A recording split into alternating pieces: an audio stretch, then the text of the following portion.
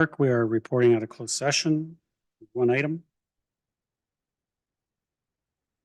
Thank you, Your Worship. So there's one item reporting out of close. It is CMS 26009, 27 Mosley Street, Victoria Hall lease agreement. And the motion would read that council closed session report number CMS 26009 be received and that confidential direction to staff be confirmed. Thank you. Someone like to move that? Councillor Gillen, seconder. Councillor Kim, are there any comments, questions? Councillor Gallo, go ahead. Thank you. I just want to the extent I can, explain why I will not be supporting this motion as the agenda reads. 27 Mosley Street, Victoria Hall lease agreement. I'm not in favor of proceeding with what's being recommended. I think it's premature. There's only so much I can say, but I believe that we're making a mistake and there are things yet to be decided. I don't agree with the direction that is being proposed. Thank you. Councillor Kerner.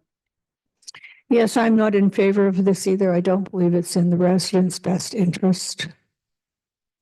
Thank you. Any other comments, questions? I call the vote. I'll say I do believe this is in the best interest of the town, the residents, and it's part of revitalizing our downtown. I think the residents in this community are going to be very, very excited once they find out the details, which will hopefully be coming out as soon as possible. Recorded vote. Council, the mayor has called a recorded vote, so I'll start with Councillor Gallo. How do you vote? Councillor Thompson, how do you vote? Yes, Councillor Gallo voted no and Councillor Thompson voted yes. Councillor Kim, how do you vote? Councillor Kim voted yes. Councillor Gardner? Councillor Gardner voted no. Councillor Weiss? Councillor Weiss voted no. Mayor Maracas? Yes. Mayor Maracas voted yes. And Councillor Gilliland? Yes. Council, so that motion carries 4-3. Councillor Gillen was yes as well. Councillor Gilliland has voted a yes. So Thank you. Affirmative bylaw. Someone like to move that? Councillor Kim, Councillor Thompson. All those in favor? Opposed? That carries. Motion to adjourn. Mr. Gillen, Councillor Weiss. All those in favor? Opposed? That carries.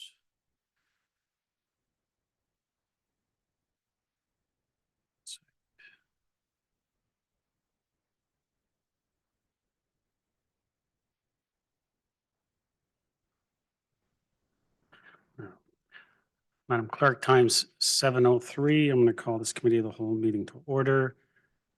The town of Aurora acknowledges that the Anishinaabe lands on which we live and work are the traditional and treaty territories, the Chippewas, the Chagina Island, as well as many other nations whose presence here continues to this day. As the closest First Nation community to Aurora, we recognize the special relationship the Chippewas have with the lands and waters of this territory. They are the water protectors and environmental stewards of these lands. And as a municipality, we join them in these responsibilities. We further acknowledge that Aurora is part of the treaty lands of the Mississaugas and Chippewas recognized through Treaty Number 13, as well as the Williams Treaties of 1923. A shared understanding of the rich cultural heritage that has existed for centuries and how our collective past brought us to where we are today will help us walk together into a better future. Council, before we begin this evening, I do want to acknowledge the tragic incident that occurred last week and concern being expressed by members of the public following the death of Hainu, a Rottweiler in East Gwillimbury. Our thoughts are with the dog owners, the witnesses, responders, and everyone affected by this difficult incident. I would like to ask Ms. Cesario, our Director of Corporate Services, to update myself, council, and the public on the town's response. Ms. Cesario. Thank you, Mr. Mayor. The town is reviewing the matter and cooperating with the dog owners, appropriate authorities, and oversight bodies, including the province's Animal Welfare Services Branch Public Safety Division. As this process is ongoing, the town is unable to provide additional details at this time. While I appreciate that some members of the public may be frustrated by the limited information that can be shared at this stage, The town is limited in what information can be publicly disclosed due to legal obligations relating to privacy, employment matters, procedural fairness, and the integrity of the ongoing review process. Given the above and the potential for litigation, Mayor and members of council and staff are advised not to comment further, please. And the town will provide additional information when appropriate and able to do so. Thank you, Mr. Serio. Council, can I get a motion to approve the agenda? Councillor Weiss, Councillor Thompson, any comments, questions? Call the vote. All those in favor? Opposed? That carries. Any declarations of pecuniary interest?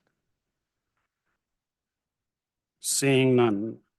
We have a community presentation, 5.1, Youth Engagement Committee, supported by Miranda Link, Youth and Community Development Coordinator regarding the Youth Engagement Committee, their presentation year-end review. Oh, Miranda's not here. Welcome.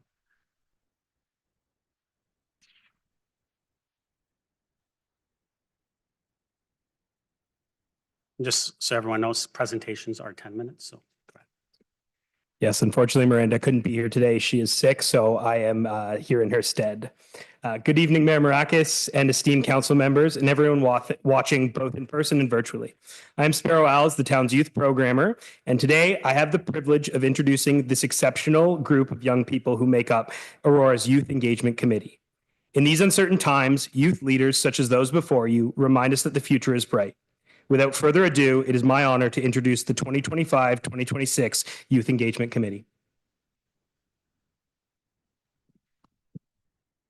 Good evening, Mayor Marakis, esteemed council members, and members of Town Council. My name is Iman Chaudhry, and I am honored to stand before you today. Thank you for giving me this wonderful opportunity to speak. Alongside Serena, Stella, Anton, Leah, Ayana, Ria, Lily, Bahar, Natalie, Grace, Denise, and Jack, I am proud to be a part of the Town of Aurora's Youth Engagement Committee. Our group of 13 represents 8 schools across York Region, and together we work to amplify the voice of Aurora's youth. Through the guidance and support of our respected mentors, Miranda and Emily Rose, we meet bi-weekly to address the pressing issues affecting youth aged 12 to 17. We do this by leading initiatives and planning events that aim to enrich the lives and experiences of young people in our community. Tonight, we are so excited to share how the YEC has fostered leadership, increased participation, and overall strengthened community involvement throughout the 2025 to 2026 term. I will now be passing the microphone over to Serena, who will dive a little bit deeper into the history of YEC.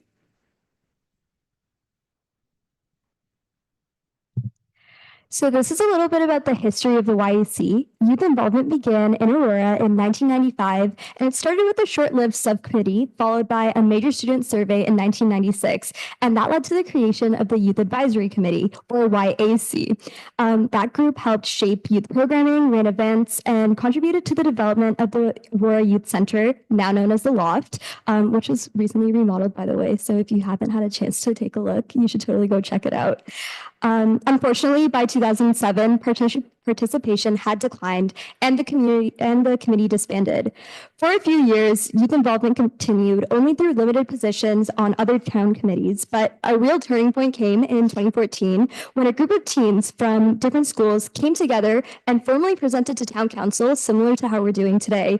And they made a strong case for bringing back a dedicated youth committee, and they ultimately succeeded. And as a result, the Youth Engagement Committee was born.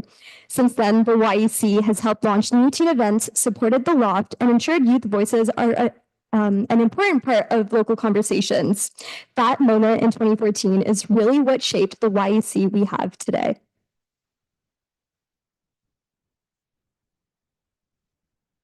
As for our 2025 to 2026 term, we've had some amazing success. At the beginning of the year, we hosted the Youth Volunteer Fair at the Aurora Public Library with over 100 attendees. Besides that, we hosted the Haunted Forest, a holiday movie night, karaoke night, and some Youth Week events such as cake decorating and a live music night. One of our favorite moments, though, was redecorating the Loft to be a more fun, colorful space with art, music, and games. It's become the perfect spot for us to host events.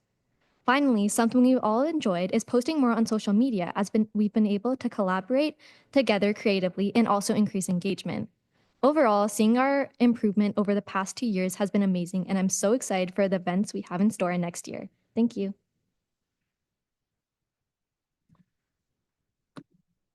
Oh, sorry. As the YC continues to grow and thrive, we are excited to once again bring back one of our most successful and anticipated annual events, the Team Beach Party on June 25th. In previous years, this event has brought youth together from across Aurora for an evening filled with energy, connection, and community spirit. There are activities such as beach volleyball, dunk tanks, watermelon eating contests, and many other interactive summer games. The Team Beach Party has become a space where young people can come together, have fun, and create lasting memories. More importantly, events like these reflect the YEC's ongoing commitment to creating inclusive, welcoming, and safe spaces for all youth in Aurora. We strive to ensure that every young person feels seen, supported, and encouraged to participate. By continuing to offer events like the Team Beach Party, we hope to strengthen community connections, encourage youth involvement, and provide opportunities for young people to build confidence, friendships, and a true sense of belonging within our town. Thank you. Looking ahead, one of the YEC's goals for the future is bringing youth councils from across York Region together to collaborate and share ideas. This would give us the opportunity to learn from other youth committees and explore how our pre-existing events can become more successful and inclusive. We also hope to strengthen our use of social media to better connect with youth and to promote our events on an even wider basis. By reaching more young people in Aurora, we hope to increase participation and involvement in our initiatives. Lastly, we hope to further utilize the loft for more events, especially after its recent refresh. Within the loft, the YEC also plans to host events that bring youth together in a safe and engaging environment. Altogether, these efforts represent the Youth Engagement Committee's vision for a more youth-friendly and connected Aurora.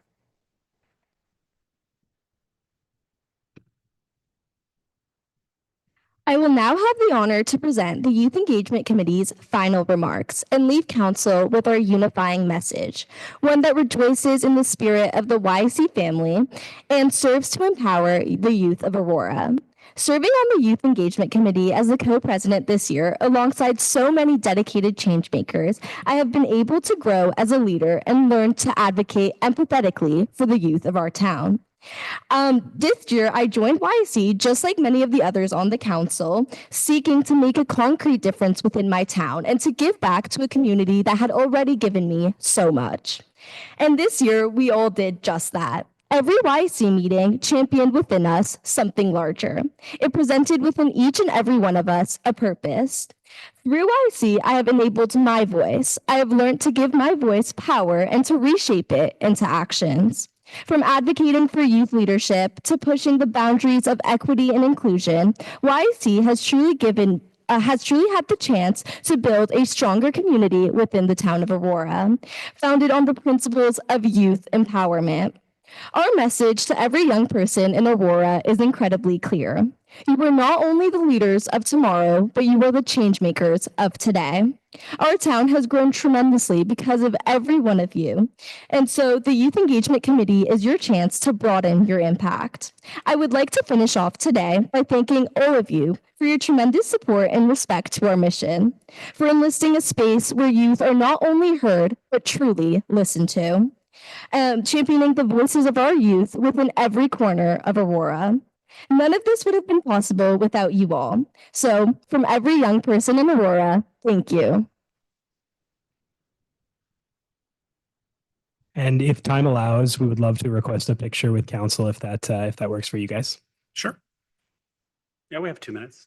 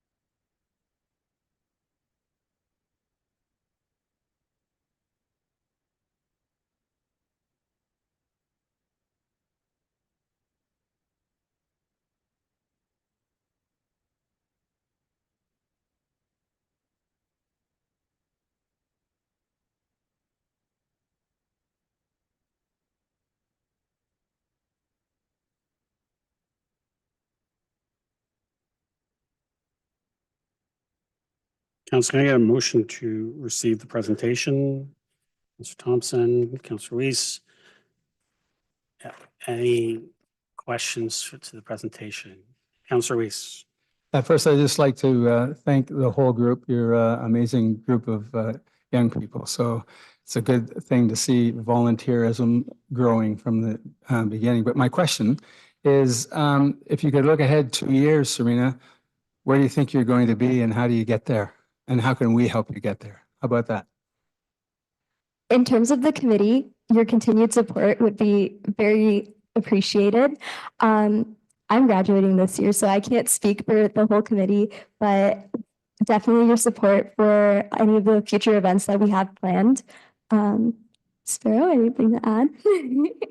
Yeah, I think support, both in spirit and financially to continue running this operation and through our events is much appreciated. Long term, I can't really speak on those goals. I just made a transition back onto the youth team, so this is actually kind of my bookend because my end of my time with the youth team was last year when I did this, as I was covering another contract. So we can definitely get back to you with that information after some conversation with Miranda. Thank you. Always interested in what your targets are. Councillor Gallo. Thank you and congratulations with all of your success. One of you had said something about, that your participation obviously is valuable. And it appears the scope of your participation is programming.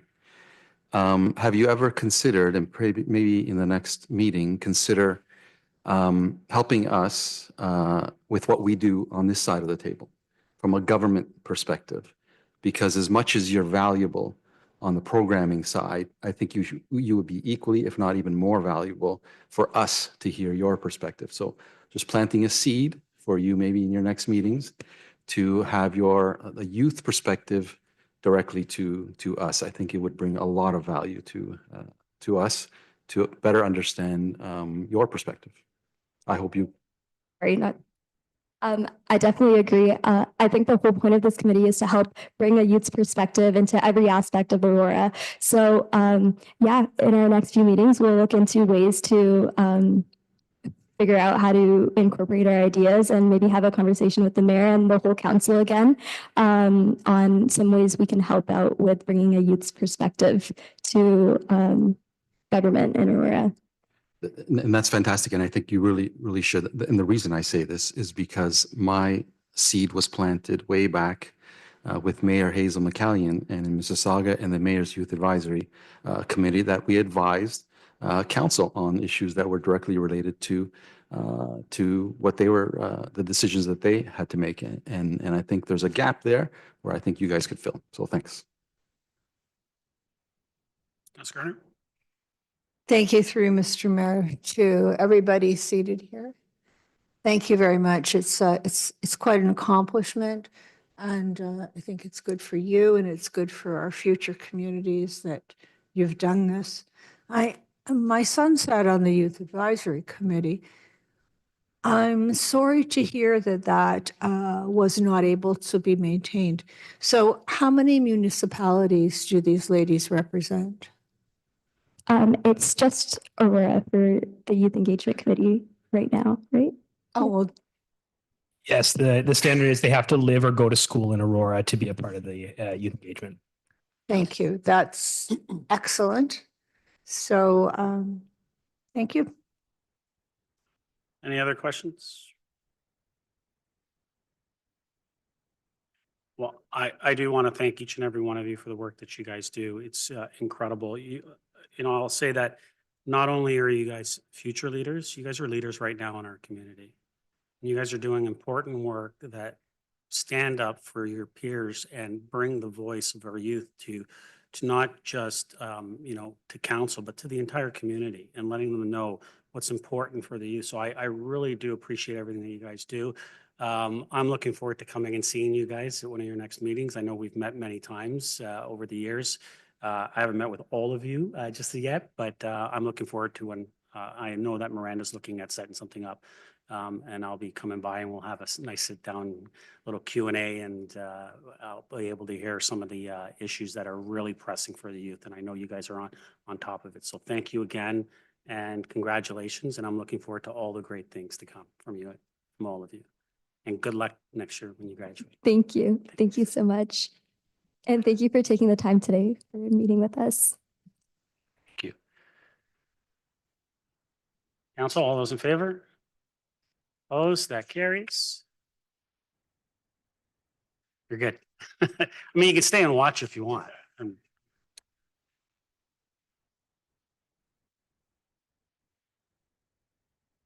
Move to Delegations Council, 6.1, John Hartman, resident, regarding 10.2. Mr. Hartman, welcome. Just remind everyone you have 5 minutes. You'll hear a chime with a minute left and a chime at 5 minutes, and your mic will turn off. Mr. Hartman, go ahead. If that's the future of our town in Aurora, we've got nothing to be worried about. I mean, that I applaud what they did, that Youth Engagement Committee. Thank you, Mr. Mayor, members, council, staff, attendees. I'm grateful for your time this evening. Who cares? Why bother? Council's made up their minds before you begin. They pick and choose what staff reports they embrace. They're not transparent. And Hartman, you're wasting your time, and it does not make a difference.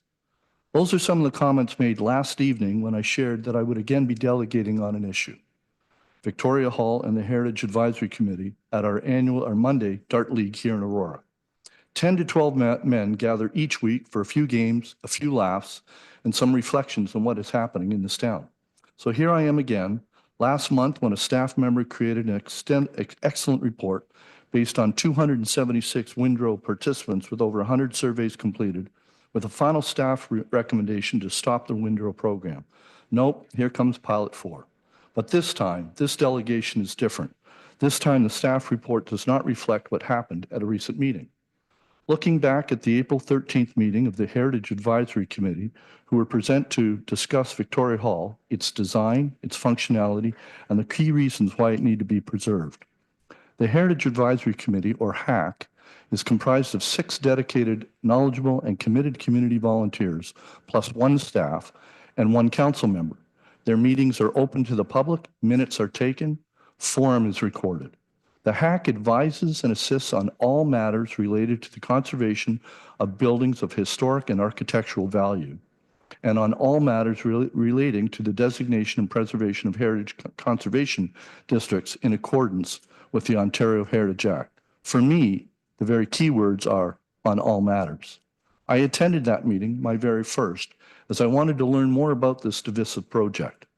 I listened to every member ask questions and seek clarity on Vic Hall, and in the end, unanimously said no to the form and the proposed design. It was crystal clear.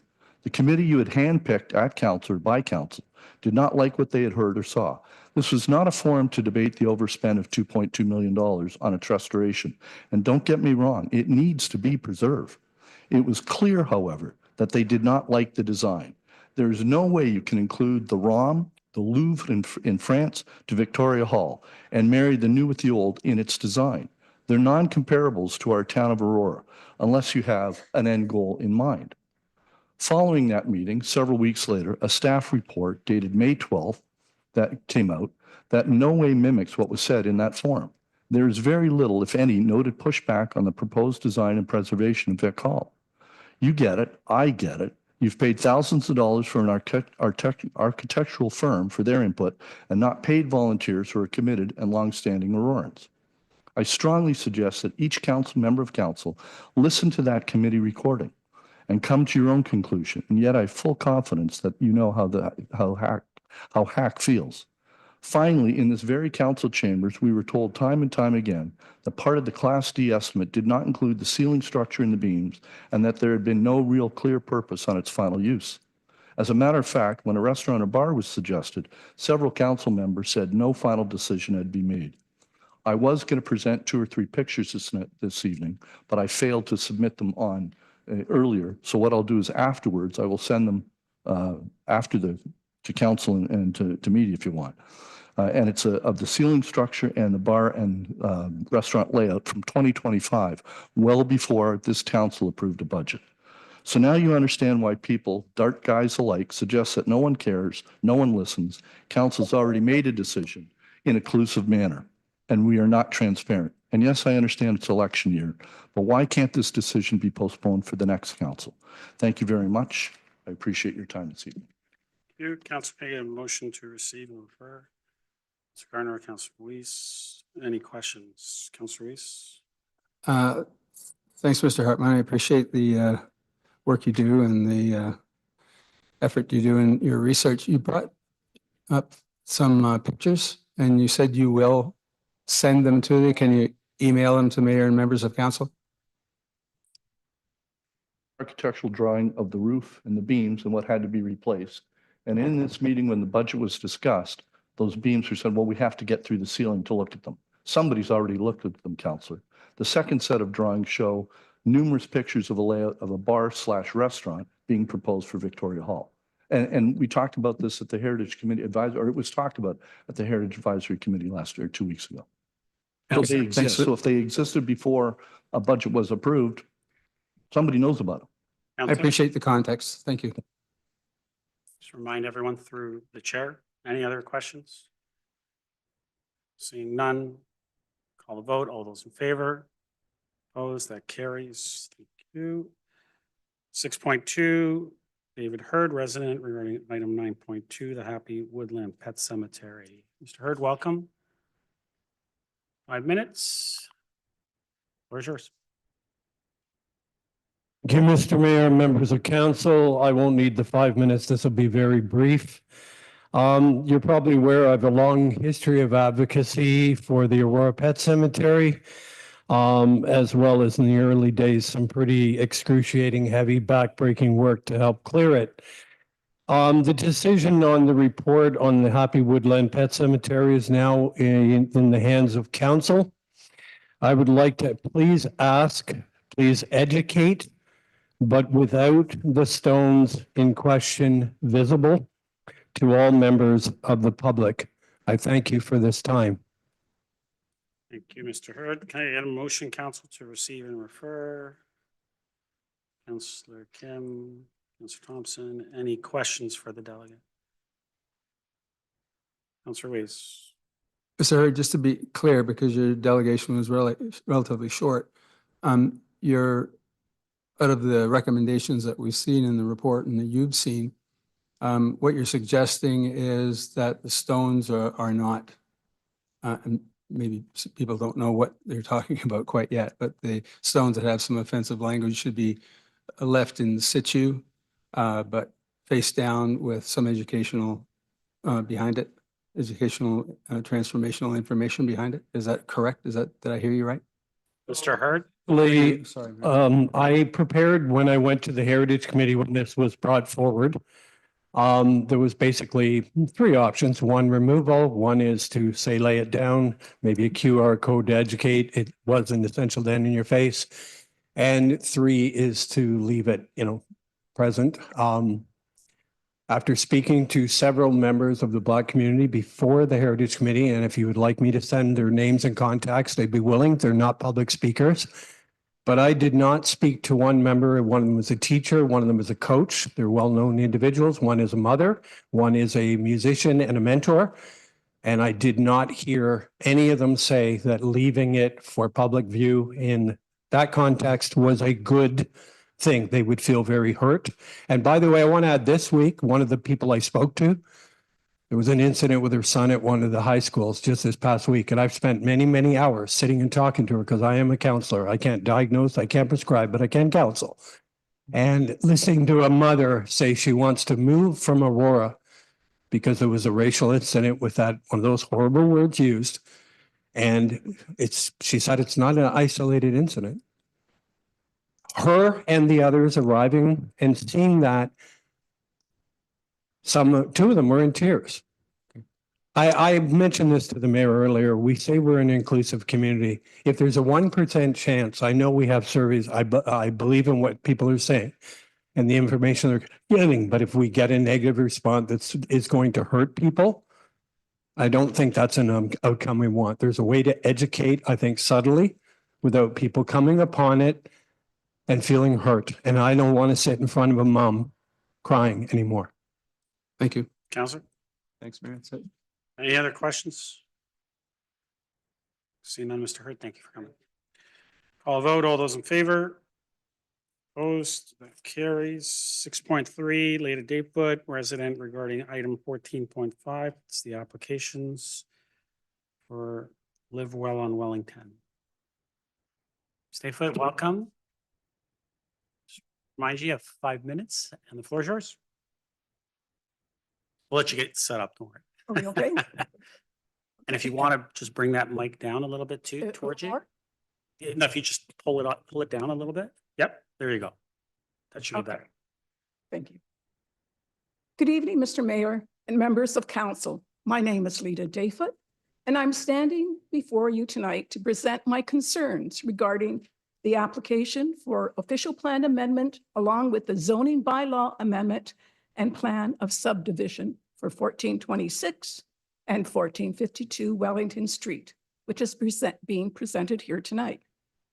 However, before I present all my concerns, I would like to first present to you a possible solution for this subdivision, which in essence eliminates most of my concerns. Please use your imagination and picture this. Flip-flopping of the previously approved plan for 1452 Wellington onto the lot of 1426 Wellington. Thus, it would make a figure-8 road configuration for the whole subdivision versus the proposed horseshoe road configuration. This flip-flopping would increase the width of the entranceway into the subdivision, allow for 7 angled southwest to northwest parking spaces on the east side at the center of the figure-8, and 7 angled parking spaces northwest to southwest on the west side, closer to Wellington Street. Following the entrance road to the north side, the removal of 1 townhouse lot would allow for a variety of green space options.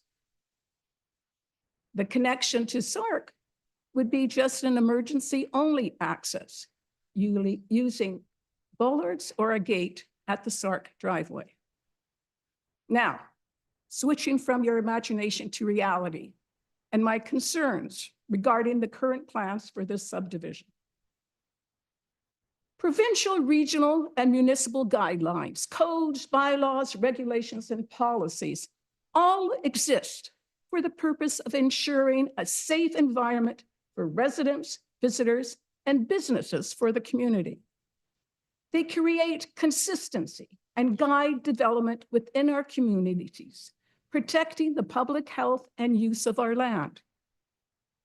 Aurora's own official plan establishes a blueprint for growth, which ensures that land use, environmental protection, and infrastructure are achieved in the best interest of the whole community.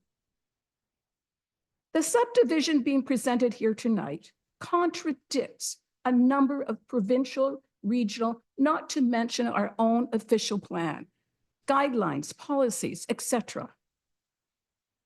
Too many for me to state within my 5-minute allotment. Please be assured, though, that the following list of concerns can be supported by a number of official documents. So here it goes. Garbage trucks, school buses make only right-hand turns on their routes. Many other large vehicles avoid making left-hand turns. All large vehicles try to avoid backing up, as it is a major safety issue to the public. A horseshoe road configuration does not allow for this. A figure-8 road configuration does. A main road access into the SARC driveway poses a number of issues and hurdles for a townhouse subdivision of this size. The proposed center green space is a senseless and wasteful use of space, not to mention being unsafe for any type of recreational or leisure activity. 16 proposed townhouses have no driveway, just a garage that goes directly onto the street. 16 units will only have garage parking. There is no parking on the street. Will they be using the 16 guest parking spaces? The town has already approved the site plan for 1452 Wellington. The excavating has already been done. The roadway is in. The site services are in, just not hooked up with the town as of yet. If the proposed amendment to this site goes through, I'm just paragraphs. Ms. Dayfoot, I just need, if council wants to allow it, I have to get it procedurally. Councillor Gardner, Councillor Thompson, all those in favor? Opposed, that carries. Go ahead, Ms. Dayfoot. Thank you. Thank you. In the proposed amendment to the site, if the proposed amendment to the site goes through, all those installed service will basically have to be ripped out, redone, and installed again, leading just to another delay in a build once again. In summation, I urge the council to please take a proactive look ahead to the outcome of this development and weigh the costs and benefits of this proposed development as it is being presented here today. Give meaning to our official plan by looking out for the residents of this future development. Please take the stance of a slogan, build responsibly now. Instead of the current buzz phrase, we are going to build now. May I add to that under my breath, no matter what the cost. Thank you for listening. Thank you, Ms. Dayfoot. Councilor, can I get a motion to receive and refer? Councilor Kim, Councilor Gallo, any questions for the delegate? Seeing, Councilor Gardner. So does the current subdivision that's being built, is that in already that figure 8 shape that you're talking about? Ms. Dayfoot. Excuse me, the current? Well, I don't, how would, with respect to the figure 8, so it would just be your idea, I'm sorry, I don't have the drawing of it. Your idea would be just to continue what's being built now, but just to make sure it's in a figure 8. Ms. Dayfoot. Yes, the current one that has been accepted and the site plan and is already installed. If you do a mirror image of it and flip it over to the other side, that would make a figure 8 configuration, road configuration. Thank you. Councilor. It's a very interesting idea. Thank you. Any other questions? Ms. Dayfoot, thank you very much for coming this evening. Call a vote. All those in favor? Opposed? That carries. 6.4, Linda Duringer, resident, regarding item 14.1. Linda, welcome.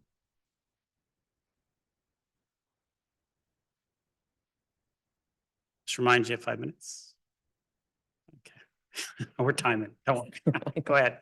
All right, thank you. Dear Mr. Mayor and members of council, I'm speaking today as both a resident of Town Park community and as a member of the Heritage Advisory Committee. I want to express my deep disappointment with the town of Aurora regarding the handling of the Victoria Hall project. Over the course of this process, the Heritage Advisory Committee provided comments, concerns, suggestions regarding the future of this important heritage building. Yet it appears none of those concerns were meaningfully considered. In fact, not one of the 6 committee members supported the redesign of Victoria Hall. As reflected in the minutes of the Heritage Advisory Committee, quote, the committee noted the challenge in determining the efficiency of the design while not knowing the end purpose and users of the building. The committee was generally not in support of the proposed design, unquote. This raises a serious question Why have a heritage advisory committee if the advice of the committee is ignored? You know, the town still has not clearly confirmed the intended use of the building, yet all signs point towards a restaurant operation. Why are there detailed plans coming to light only now for a restaurant that are dated May 2025 and August 2025? Why has so much of this project felt secretive and undercover? Residents deserve transparency. Why has there been so little disclosure about the long-term plan for Victoria Hall? You know, the public deserves clarity regarding the costs. Are taxpayers funding a full restaurant conversion complete with commercial infrastructure and equipment rather than simply addressing the building's structural, mechanical, and accessibility needs? If so, residents should have been informed openly from the beginning. The large glass atrium is another example. It changes the historic look of the building, and it represents a significant expense. Yet the purpose and justification have never been properly explained to the public. What is equally troubling is that council appears willing to repeat the mistakes that are already affecting our neighborhood today with the Armory. Now the town appears prepared to introduce another restaurant-style operation into the same community without openly addressing the impacts on the residents. Why does the town want to become a commercial landlord and restaurant operator? Why would the town subsidize a restaurant? Is it truly the role of a municipal government? The entire process, from the design to the cost escalation to the lack of public disclosure, has lacked transparency from the beginning. Residents deserve honesty, consultation, accountability, especially when dealing with a treasured heritage property that belongs to the community. I just wonder why you didn't just come out at the beginning and say, you're going to turn Victoria Hall into a restaurant. I sincerely hope the new council elected in October will better understand the impact these decisions have on small town park community and will commit to a more transparent and respectful process moving forward. Thank you. Thank you. Councillor, you have a motion to receive and refer. Councillor Thompson, Councillor Gardner, any questions? Councillor Gardner, go ahead. Thank you. Just a comment. The delegate is correct. We did have a Heritage Advisory Committee meeting. I'm chair of that committee. I believe Councillor Gallo and Councillors Weiss attended and heard the comments. Yes, nobody was in favor of the design. We weren't talking about the money. We were just talking just about the design. So thank you for coming forward and saying that. Thank you. Any other questions? Councillor Gillen?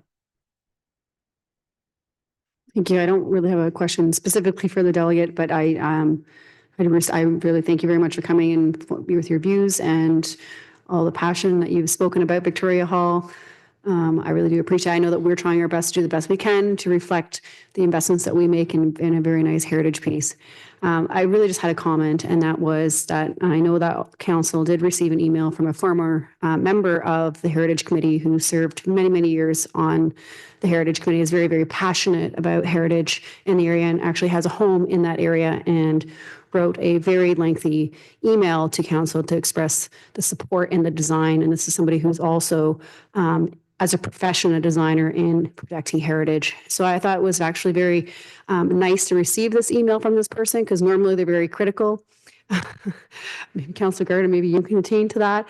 So it was very pleasant to hear that there are two sides of the pendulum, that there are people that do recognize that, and there are some positive attributes to that. So I just thought I'd share that, because there's always different sides to it, and I would love to have been able to include maybe that letter of support in our agenda. Maybe it could be on a memo for information, but I just wanted to throw that out there.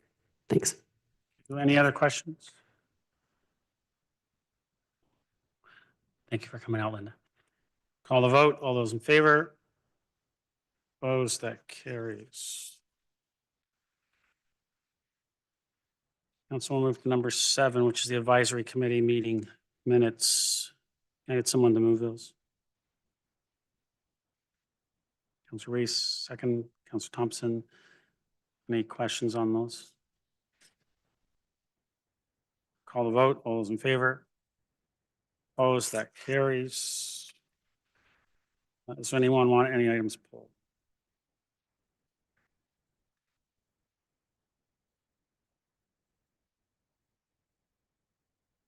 Councillor Gallo.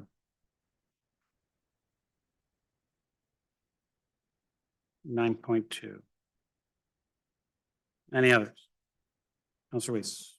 9.1. Sorry, hang on. No, not 9.1. 14.1. 14.3. 14.5.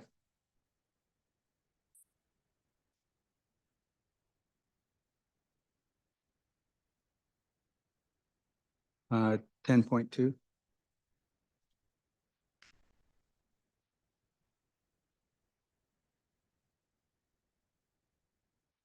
That's it. Anyone else? Councillor Gardner? Was 11.1 pulled? Anything else? No, thank you.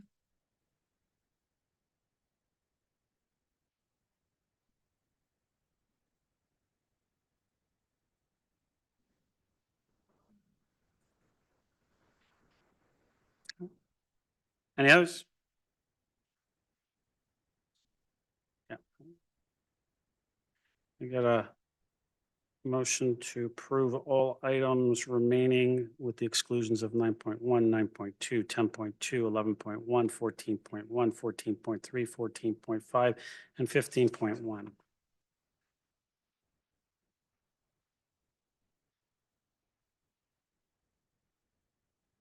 Mayor, just to check that both of the items that the delegations, or that all the delegations were here for have been.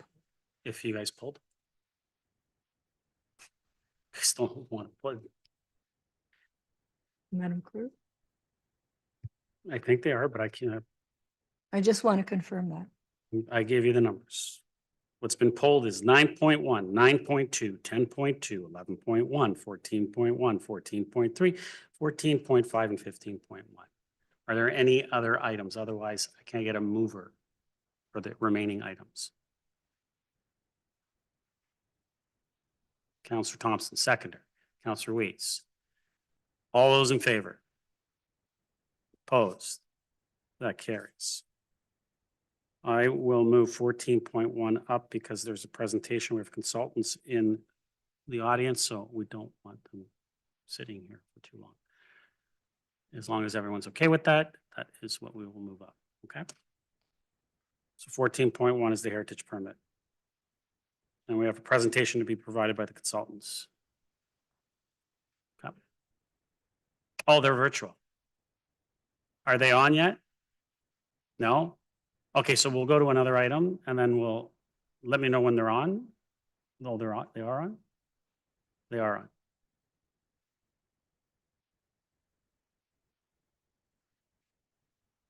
Joey, Ryan, are you there? Sure. Are they on yet? No? Okay, so we'll go to another item and then we'll let me know when they're on. I'm here. No, they're on. They are on. There you go. Thanks, Joey. All right. Oh, is that what it is? Okay. Joey, Ryan, there? Yes. Yes, I'm here. Delay, Joey. I think we're gonna do we need them to go off and then back on? And we'll I'm here. no, they're on. They are on. There you go. Thanks, Joey. All right. Joey, I need you to turn off your audio because you're it's repeating back to us. Okay. So we're having a bit of Joey, Ryan. Is that better? That is better. Yes. So you can go ahead with the presentation. Sure. I have to share my screen.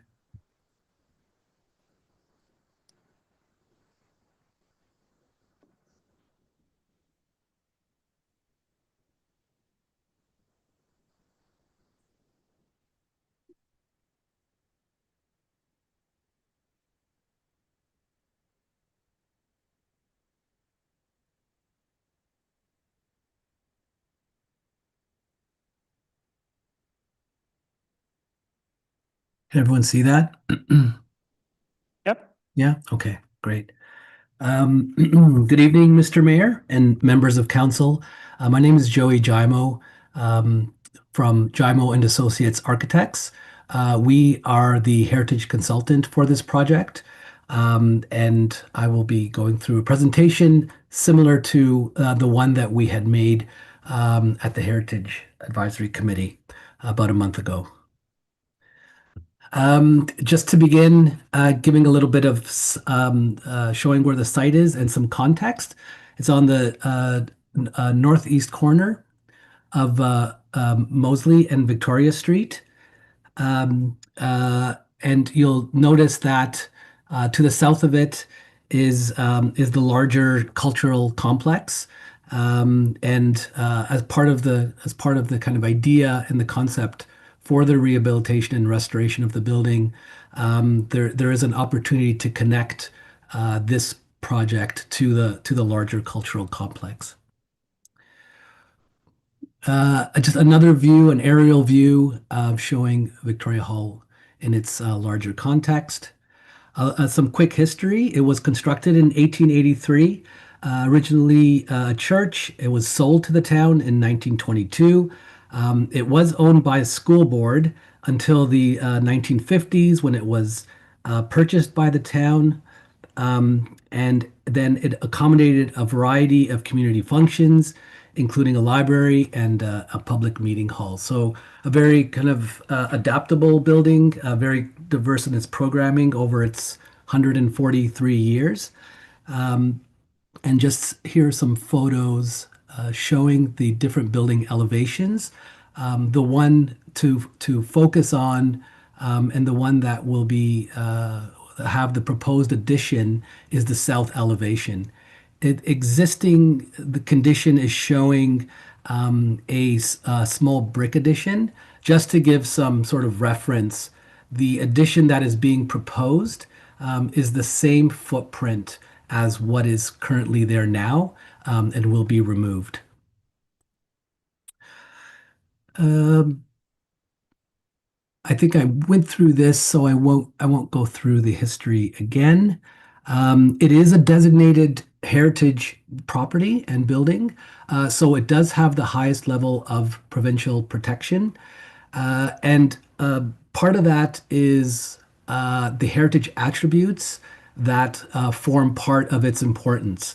So just for example, the front gable roof with the Gothic pitch, the sash windows, the buttresses at the side, and also the front projecting entranceway are some examples. Only one interior attribute, and that's the trim and the wainscoting. Just some photos of the current exterior condition. Part of our scope of work is to evaluate the building, do a condition assessment, and to determine what state it's in order to propose restoration work to it. You can see that there's been over the years in the center photo some unsympathetic brick work that has been done, mostly with Portland cement. Some additional photos. You see here the lower part of the buttress on the photo on the left is fully parged. So part of our restoration recommendations is that parging be removed and the brick be restored fully. Also cleaning is part of this as well. Here's the interior condition. The two photos on the left are showing the main volume and a detail of the window. The photos on the right are showing that addition on the south elevation that I referred to earlier. Very much a utilitarian piece. It holds a mechanical room, and it's also used for storage.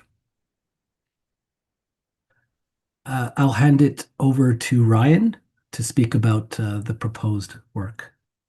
Yeah, thanks, Joey. So Ryan George, CSMP Architects, architect working on the project. So as Joey mentioned, really when we were looking at this project, we wanted to preserve as much of the historical facades as possible. And one of the major upgrades we were looking to make was creating an accessible entry point to the building. And so we didn't want to introduce that entrance at the north side, which is the historical entrance for a number of reasons. One of which is there's a number of mature trees there. And just given the size of the ramp, and the area that it would take up, it was not feasible there. We also wanted to, again, sort of preserve that kind of northern facade of the building as much as possible. So that brought us to look at the south there and focus on that more recent yellow brick addition that was added, and looking at the opportunity to make that an accessible entrance, making it an equal entry point for all users, creating synergies between this building and the new town square development by creating a transparent facade at that point as well. The transparent facade also allows more visibility to the heritage facades that is currently blocked by the opaque brick addition. So, Joey, if you go to the next slide, you'll see just a rendering of what's being proposed there for that addition. So again, the transparent facade allows views into the building where the intention is that you'll see more of that heritage facade. There's a more generous public realm in front of the building as well. Currently, the current condition is it has parking spaces right up against the facade. And so, yeah, that sort of summarizes some of the high-level design intentions.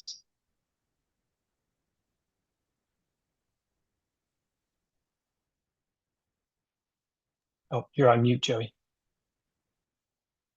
Sorry, thanks, Ryan. A part of our scope of work when developing a heritage impact assessment is to determine the potential impacts on the heritage attributes that I had mentioned earlier. I won't go through these in detail, but the left column lists those attributes, and then on the right side, it lists the impacts. For every attribute, we found that there was no direct adverse impact on the heritage attribute, and that all and what was being proposed was positive. Just to conclude, we believe that the proposed design represents minimal to minor and acceptable impact on the designated heritage resource. Victoria Hall will be retained in situ, and its cultural heritage value will continue to be expressed through the conservation of its form, its masonry, its openings, buttresses, roof, date stone, and other identified heritage attributes. Thank you. Thank you. Councillor Weiss, you pulled this one. Did you want to move the recommendation? Thank you. Seconder? Councillor Gardner. Go ahead, Councillor Weiss. Yes, thank you, Mayor. The interest I have in there is, first of all, I want to state categorically that I agree with this landmark building being retained and saved so it can become a valuable and useful building within the cultural district. To suggest that the renovations recommended are the only ones required to save this building from ruination has simply not been adequately tested or proposed in my view. So I'm adamant that this heritage building be restored and retained, but that it should also be retained as a town asset and used for community purposes, not commercially, and it should be compatible with the residential neighborhood. And it was interesting to listen to the delegate and the planners suggest about 5 different ways that this has been used in the past for community use.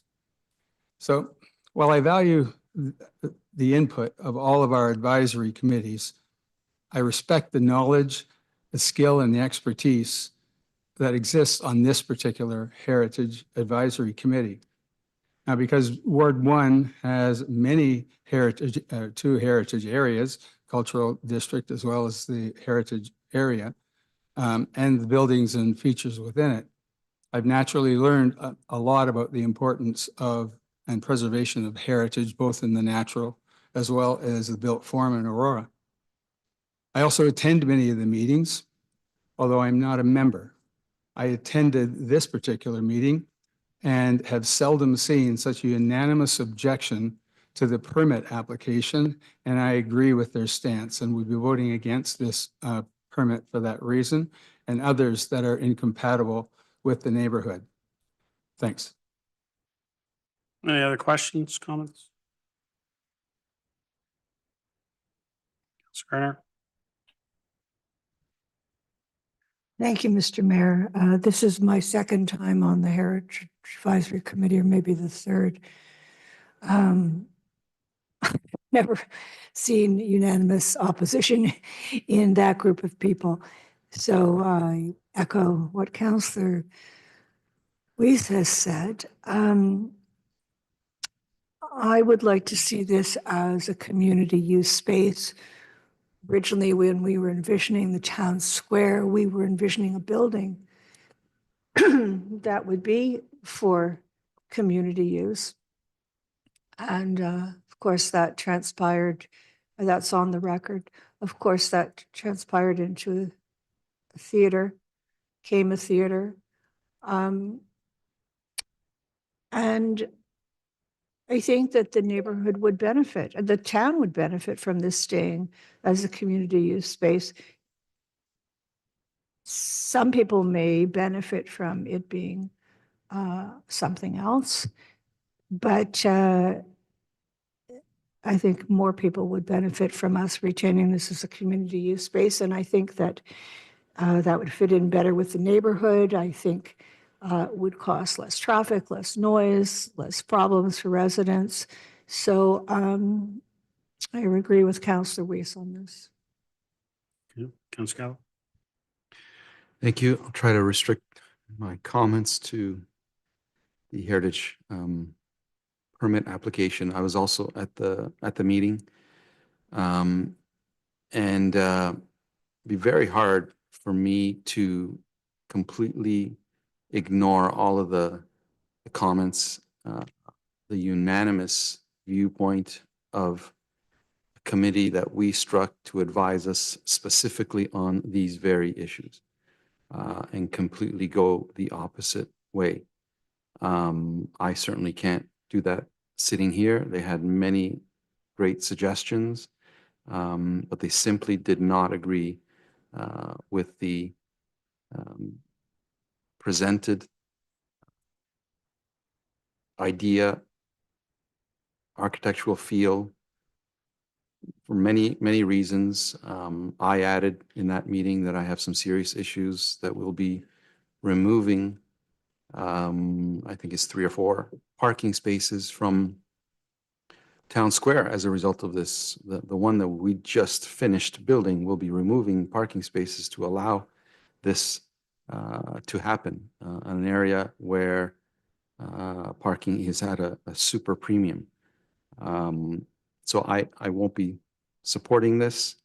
I suspect it has the majority of council support, and it'll move forward regardless, perhaps to John's point. But I won't be supporting this as it stands. I think we need to stand beside and behind our committees. I wouldn't be surprised if some of them said, you know, what do you need me for? Why are you asking me for my opinion and my time and my volunteerism? You've asked me to be here for this specific reason. I gave you input and you completely ignore it. Councillor Gardner, second time. Thank you, Mr. Mayor. And we did receive a lovely compliment from the consultants as they were leaving. They said that we were really a quality heritage advisory committee, that people in Toronto are not nearly this involved in their heritage. I think that is a compliment and a statement of what this property should remain as. There's no financing in this report. In the last one we received, it said that we were going to take $500,000 from Facility Asset Management Reserve, which is actually under the Repair and Replacement Reserve, which we know is serious deficit over the 10 or the 9-year period, and $1,682,000 from the growth and new, and we could do that because it was a change of use. Growth and new is very important to service the new residents that come into Aurora. I don't think that that amount of money, using it for this purpose, would service the new residents very well. They have a lot of other needs, and we have a lot of restaurants in Aurora. And just going back, the traffic in the areas we know was, the parking situation was bad before we built Library Square. And we have put in an additional restaurant, and the parking is even more difficult to put in another restaurant with the parking needs. And there's one spot, I believe, reserved for staff. But in a restaurant business, there's a lot of staff. And hopefully they'll take public transit, but if not, their parking issue is going to add concern to the neighborhood. Thank you. That's all I have to say. Mr. Thompson. Thank you. Through you to Mr. Ramuno. Mr. Ramuno, I understand Adam Robb is not online this evening. Perhaps maybe he could come to the council meeting. I guess my question to you is that we've heard from some members of the committee or those who were in attendance in terms of the committee's feelings and responses to this application. I'd like to just understand, Adam, and your perspective about why staff are recommending the permit be approved. Mr. Romano. Certainly, through you, Mr. Mayor, Councilor Thompson, I have spoken to Adam Robb. You know, he's our manager of policy planning and heritage planning, but he's also a heritage planner, part of the Canadian Association of Heritage Planners. He supports the heritage permit and the design as proposed by our architects. It's best practice with heritage and architectural planning to distinguish the new build from the old build. We understand, and I wasn't in attendance, but Adam did give me a debrief of the HAC meeting. Adam's report does include 3 or 4 pages of all the comments received from the Heritage Committee, and we've tried to provide a response both from Adam and our consultants with respect to try and address some of those concerns. Councilor. Thank you. Although I wasn't in attendance, I'll take the suggestion that Mr. Hartman about trying to watch the committee meeting for myself and respond to council. Councilor Gallo. Thank you. Just wanted to read a comment from a former member who actually did attend it, but obviously not as currently on the committee, but has contributed significantly to our heritage in the community. And this really did stick with me. Comment was, and this is somebody who's a trained professional, in addition to the new access point at the rear of the building as presented will provide greater flexibility and integration into the new town square. The style of the new addition is quiet, lightweight, and elegant. The contrast and materials and form are exactly what has become standard practice in expanding heritage assets for repurpose. I understand people's tastes vary, but I feel that this is a transcendental way to approach projects of this nature. Ultimately, the outcome will be honest, unencumbered, and clearly defined what is the original Victoria Hall and what isn't. And I guess I feel really compelled to read this because, again, like I said, this is coming from an individual where we'll get 2 different pendulum swings from this person's opinion on all sides of heritage. So when I first received this letter of support, I was quite surprised, and I really take a lot of weight in the opinion from this person. So again, I just wanted to say there's 2 sides of things. Councilor Gallo, second time. Thank you. Just one point that I did miss, maybe for learning if this moves forward. Perhaps in the future, these types of projects, we should take a similar approach that we do with the Accessibility Advisory Committee, where applications go to them way before we see them, and the genuine input that they put forward ends up being reflective in the design.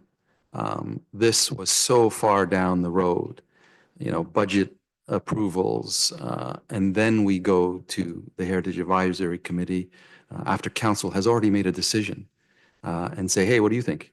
Did we really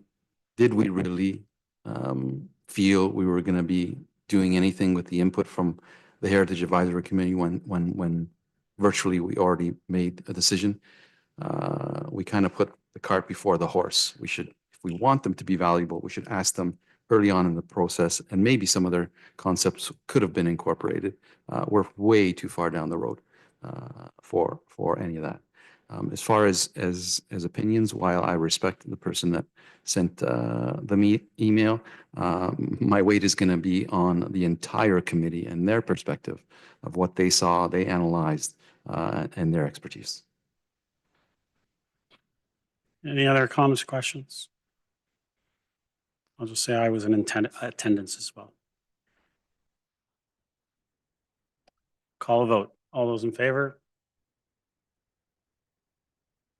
Opposed?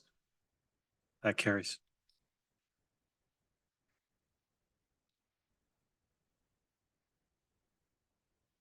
Council, I'm going to move 14.5 because we do have residents here for this one as well. Councillor Weiss, you pulled this one. Do you want to move the recommendation? Thank you. Seconder? Councillor Kemp, thank you. Go ahead, Councillor Weiss. Thank you, Mayor. There's a couple of things I want to ask some questions about, if you don't mind. It says in the report that staff have approved the SARC access. So could I ask what the basis is for this recommendation? Were traffic studies done, parking studies done in that area? Because I think it's unprecedented that we're actually having a development move onto town property and use that town property. So through you to perhaps Mr. Ramuno. Mr. Ramuno. Certainly through you, Mr. Mayor. So the staff, through our report, have reviewed the proposal and had no concerns with the proposed driveway access through the SARC driveway, but ultimately it's council's decision through the consideration of this report to consider that that driveway extension. We had those discussions at the public planning meeting, but staff do not have any concerns with that connection. Council. So what I heard is that there's been no studies on there, no parking studies, there's no traffic going in and out, none of that empirical data has been collected. It's just an opinion that the staff has in that particular issue. Through Mr. Mayor, so traffic studies were prepared as part of the application that our traffic analysts have looked at the proposal as part of their review, and they've taken a close look at the proposed connection. And we've also worked with our operations staff as well. Through you, Mayor, then do you think by the time this goes to council in a few weeks that we'll have some measures, some empirical data about the use of it, particularly over weekends when there's events going on at the SARC and in and out? I'm concerned about the actual traffic, particularly if we're going to be having people coming in. I realize this will be a year down the road or more, but are you going to have, or will you have something for us that may be a little more empirical than just an opinion through your mayor? Mr. Morano. Through Mr. Mayor, we can have some traffic analysis and volume information for council. Okay, thank you. That would be helpful. I'd also, because of traffic, I'd like to hear a little bit about the work that has been done since the planning meeting on the signalization at that corner. We all know that the corner at SARC, the entrance of SARC, is both a left in and a left and right out. And is there a chance that, have you talked to both this developer and the other at 1289 about the possibility of having a signal at that corner so that we can have some safety for our residents and other people and the residents that are moving in there? Through you, Mayor. Mr. Morano. Through you, Mr. Mayor. Yes, so we've included that in the report, and we've had discussions with the applicant of Livewell, as well as the applicant who owns the property on the south side of Wellington. And as a condition of the future site plan application, through council's direction at the public planning meeting, we will include a condition that requires that intersection be signalized, and we'll have both applicants, both owners pay the 50% share of the cost of that signalization. So that'll be a condition of site plan approval. It'll be signalized before any of those homes are occupied. Thank you. That's great too. And I noticed, and the delegate mentioned the paucity of parking spots, not only 14 visitor parking spots for that size of a place. Do we anticipate any bleeding of parking over into the SARC and into the parking lot adjacent to it? Or do you think that there's adequate parking there for visitors for 70 some units that are going in there through you, Mayor? To Mr. Moreno again. Mr. Romero? Certainly, through you, Mr. Mayor. So staff are supportive of the proposed parking supply. So both phases will have 74 townhouse units with a total of 136 parking spaces. 14 would be visitors. So that works out to about 1.85 spaces per unit. So that is above our minimum parking standard, a bylaw standard. So we're satisfied with the parking supply. I mean, if there are any issues, down the road with any these future homeowners using our SARC parking lot, that'll be for parking spaces, that'll be an enforcement issue, and we can deal with that. But having said that, I had a discussion with the applicant just the other day, and they are looking at incorporating additional parking, which could generate an additional 40 on-site parking spaces within the units for those 20 townhouse units that are immediately north of Wellington, along Wellington. They currently show, one parking garage and one driveway space. They're looking at, as part of the architectural designs, revising those to have double car garages. Not going to change the footprint, the layout, or the density. But if that, they're seriously looking at that, and that'll generate an additional 40 parking spaces on site.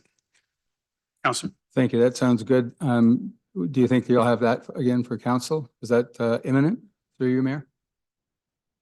We have to make a decision on this. Mr. Mayor, we may not have those final designs from the applicant, but based on what I've said earlier and the report, staff support the parking supply, as per the plan, which is 136 spaces.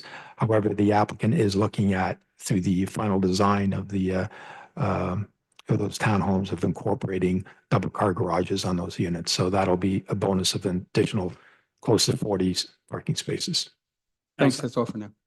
Councillor Kemp. Thank you, Mr. Mayor. And I want to thank LSG for being very responsive and working collaboratively with town staff. I recall in the last public planning meeting, there were a couple of items that was going to be takeaways. One of them being recreational space for the residents there, and the other was parking, which you partially responded to. I know Ms. Duringer, the resident, spoke about the back-to-backs and the lack of a driveway. And I'm sure that the additional 40 parking spots will create, a lot more elasticity and lack of overflow, or potentially less overflow. So can you speak to any updates from public planning regarding the amenity space and parking for the back-to-backs? Mr. Romero. Thank you, Mr. Mayor. So yeah, the amenity space has been increased, and it's located centrally, and it's approximately 2,400 square feet, and the visitor spaces frame that amenity playground to the north and south. The applicant has shared some conceptual drawings with respect to the active use of that space, and it'll include sort of a playground for kids, tot lots, that type of thing. With respect to the parking, as I mentioned, those internal units are the back-to-back, so they are the smaller units, and some have one space, some have two spaces. With the visitor parking spaces, again, I'll just, repeat that the staff is satisfied with the parking supply, but that may actually increase with the addition of double car garages. But those back-to-back are the more affordable units. They are smaller, so they average, 1.5 space per unit. And you may have noticed that the applicant has already gone to market and has a sign. He committed to that at the public planning meeting where he's offering those back-to-backs at the sale price starting at $699. Councillor. Thank you. Councillor Thompson. Thank you. I was going to mention about the townhouses with just the one unit, so it's good to hear through Mr. Ramuno that there's conversations about adding parking spaces. But I'm just a little bit concerned that, okay, we're going to approve it tonight and by the end of the month, and then that's still a later conversation, so there's no guarantee. I guess for me, I raised it at public planning. I still feel that those particular units, there is going to be a concern that that's not going to be adequate parking. I get on a whole it meets our standards, but on an individual basis, those ones will be a problem. I think you only have to look around town to get a good sense of how many cars are at people's townhouses. And that means that they are going to be in the SART. And so then the risk, the liability, all of that falls upon us for enforcement. And so it's great that they're going to help pay for the traffic signal lights at the intersection. But again, it comes back to the whole conversation is that they need access, they need exposure into the SARC. And so is this really good planning? And if it's not good planning, are we getting enough benefit for the community to allow this? I remain to have those concerns. If you can somehow guarantee that those other parking spaces will be incorporated into the overall plan by the time it comes to council, I'll feel much better about approving it. But at this point in time, I still remain concerned about access into the SARC and parking for those particular units. Mr. Gallo. Thank you. Most of my questions were asked. Just the green space. Through you, Mr. Mayor, you had said that there was some drawings or something. Would you be able to share those with council? Mr. Ramuno. Through you, Mr. Mayor, certainly. And that green space there, as you all will know, I put a motion forward in terms of playgrounds and the installation of bollards around them. Is that something, through you, Mr. Mayor, that we can ask them to incorporate into that space? Because I'm not comfortable with the driveways straight onto that green space. Mr. Ramuno. Through you, Mr. Mayor. So yeah, the design did include bollards encircling the amenity space. Oh, it did? Yeah. Okay. Well, I'll wait to see that. Councillor Garner. Thank you, Mr. Mayor. I completely agree with Councillor Thompson's concerns about the parking, especially as we don't want anybody parking on Wellington. And we know from an email that we received that when there is a lot going on at the SARC, that parking lot and that road are extremely busy. And we need the parking. We need the parking, especially we've got a new gym. We want to do sports tourism. We just cannot allow this residential parking to come into the SARC parking area. We have to do what's best for our residents. With respect to what's being asked, the back-to-back townhouse dwelling units it goes from the parent zone is 180 meters squared per unit to 40 meters squared per unit. I don't know that is small. And okay, if it's going to be affordable, then maybe that's the way the world goes. But it's unfortunate that it is so much smaller than the parent zone. I don't think it's not on a transit corridor. It's not where the province wants us to really increase the density. I'm not going to vote in favor of this. I don't think it's appropriate. I think that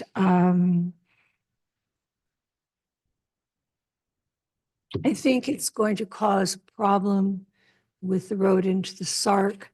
I think calling that highway, well, that does take away perhaps town's liability if there are any accidents.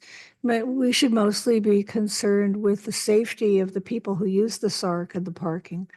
So as I said to Mr. Serio, I honestly almost find it laughable that we would call it a highway.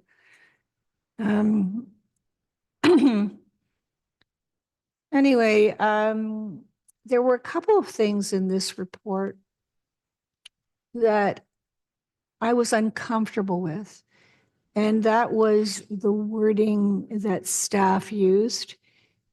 And if you'll just give me a minute, I'll find it. So in one instance, the word only was used. The applicant will only require an additional 84 persons worth of space servicing. We've never had a comment like that I can remember. It's entering, I believe it's inappropriate to say we will only require, it's trying to persuade. I think that's all that I have for now. Okay. Any other comments, questions? Councillor Gallo. Thank you. I just real quick, listening to a lot of the comments, I just want to go back way long time ago when we were proposed this. And I remember saying that we should have more density at Wellington and Leslie. It is a major corridor. And now we have homes that are stacked townhomes are actually intensified a little bit more. And I think the idea was A, market driven, and B, affordable housing options. I understand that the developer has come forward with a plan in place to offer these homes that are in and around a cost that would be marketed to first-time home buyers. And I can't be upset by that. So I don't think at all we're off the mark on the density here when it comes to this area. In fact, I think that we could do more. But when it comes down to what the market's driving and the pro forma and the cost recovery of building, the numbers don't always work out the way you want. So I'm personally pleased with the type of intensification here. And I believe that it will give the opportunities for people to in Aurora to buy their first home. I believe that this is going to be a spot for it, and I'm grateful that the developer has worked with us in order to make some changes to their design, has made enhancements to the playground area through Mr. Merritt and Mr. Ramuno. Did the developer come back and make some enhancements to the actual playground? I know that was something I was really pushing for because I wanted to make sure that there was an enclosed area for families because they need that type of development. Mr. Ramuno. Through Mr. Mayor, yes, he did, and I received some conceptual drawings today or yesterday. I'll certainly provide that additional information to council before the council meeting. Councillor. I appreciate that. I guess I'm only making these comments because we've been around this table before and we've talked about intensification. We've talked about trying to get innovative with the housing. We talked about trying to afford some different types of opportunities for types of housing. And I felt like this checked a lot of those boxes. So I couldn't just sit here and hear comments that we felt that it was too much or too intensified or not enough this, because I do feel that we've done a lot of work and a lot of strides with the plan that's in front of us today. So there are some positive things here and we need to not forget about that. Gallo, second time. Thank you. Perhaps between now and council, I don't want to ignore Ms. Dayfoot's eloquent presentation and her concerns. I think we should, have a conversation on whether or not they're already addressed or how to deal with those comments. I do, in terms of the entrance to the SARC, while not ideal, through you, Mr. Mayor, to Mr. Ramuno, if, let's say we don't approve this and the westerly part isn't approved and they go back to the easterly part and they have every right to build that tomorrow. If we leave the westerly part as vacant land, and is it essentially landlocked? Because I suspect even if someone else comes, would the region allow another access to the westerly part of that property to allow a development there? You, Mr. Mayor. Mr. Romero? Through you, Mr. Mayor, no, the region wouldn't allow another direct access onto Wellington, but when council did approve phase one, I guess a year ago, we've had that discussion, and it's our typical practice that we indicated that we would, and at that time, the applicant was working on securing the westerly property for phase two, and our condition in that site plan agreement is to require access to the westerly portion. So, and that's why you have this in front of you. Now, access will always be through phase one, the easterly portion. If council decides not to allow the direct access onto the SARC driveway, that could be converted into just an emergency access. But phase one and phase two will share the existing approved right in, right out onto Wellington Street. Councilor.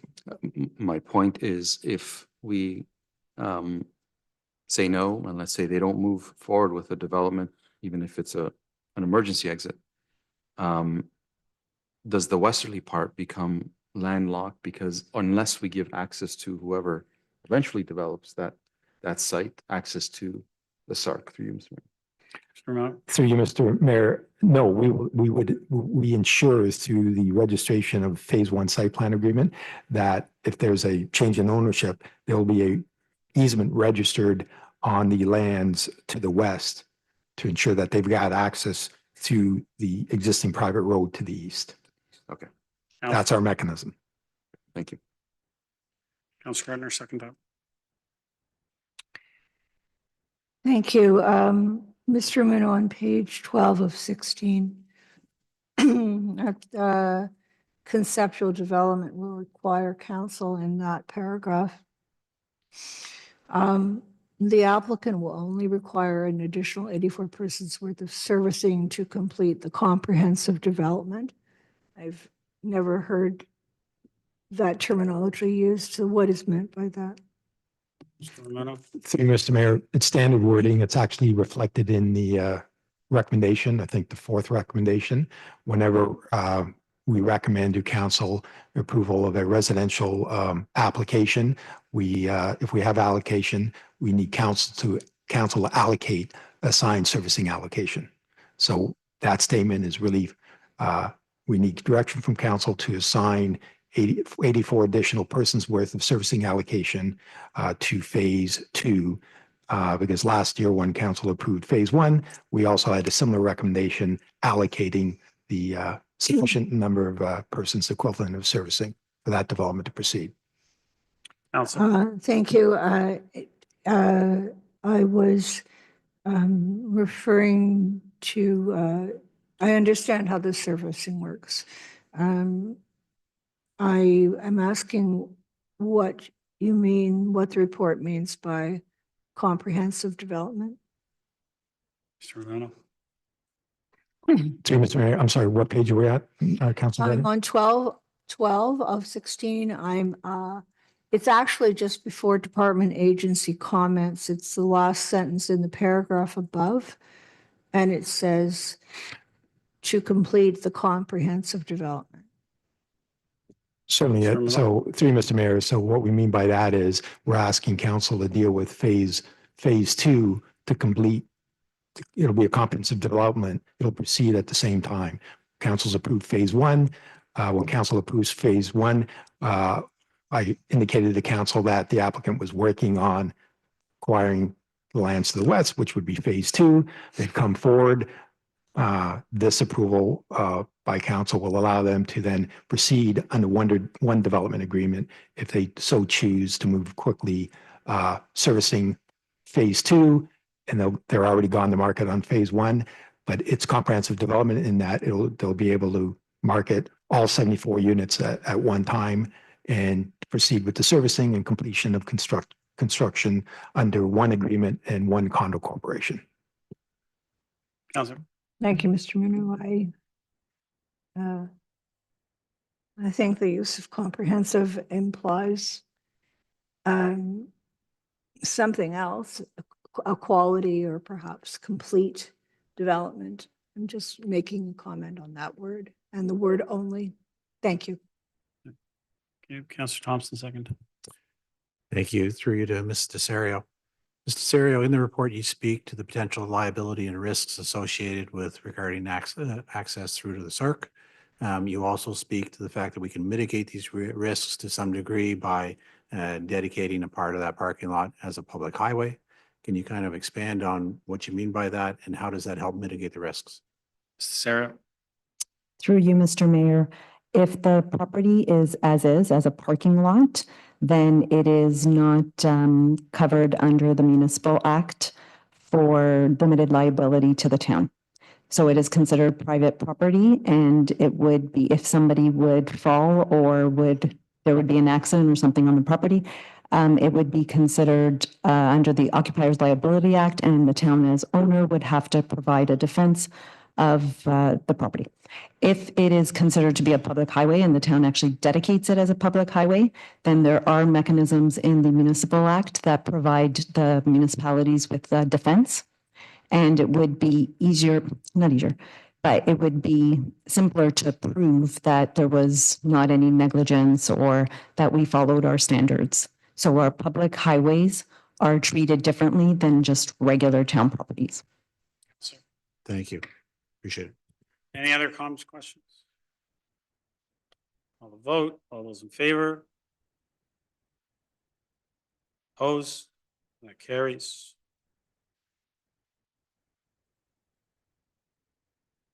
(9.1). Councillor Reese, you pulled this one. Do you want to move the recommendation? Seconder. Councillor Gallo, go ahead, Councillor Reese. First of all, I appreciate the multi-month shade diagrams that were provided in there. But my comment is really about funding. A sizable donation was made by a family for this platea, and I wonder where those funds were deposited and for what purpose, if not for this type of a development or improvement of the platea. So through you, Mayor, to likely Mr. Rose. Mr. Rose and maybe the treasurer. I'll give it a shot. through you, Mr. Mayor, Councillor Weiss. The funds, as I recollect, have been collected, and you are correct that Mercompolis Platea is the name after the donor that provided $750,000 for the naming rights. My understanding is that money was put forward to offset some of the original capital costs for the project.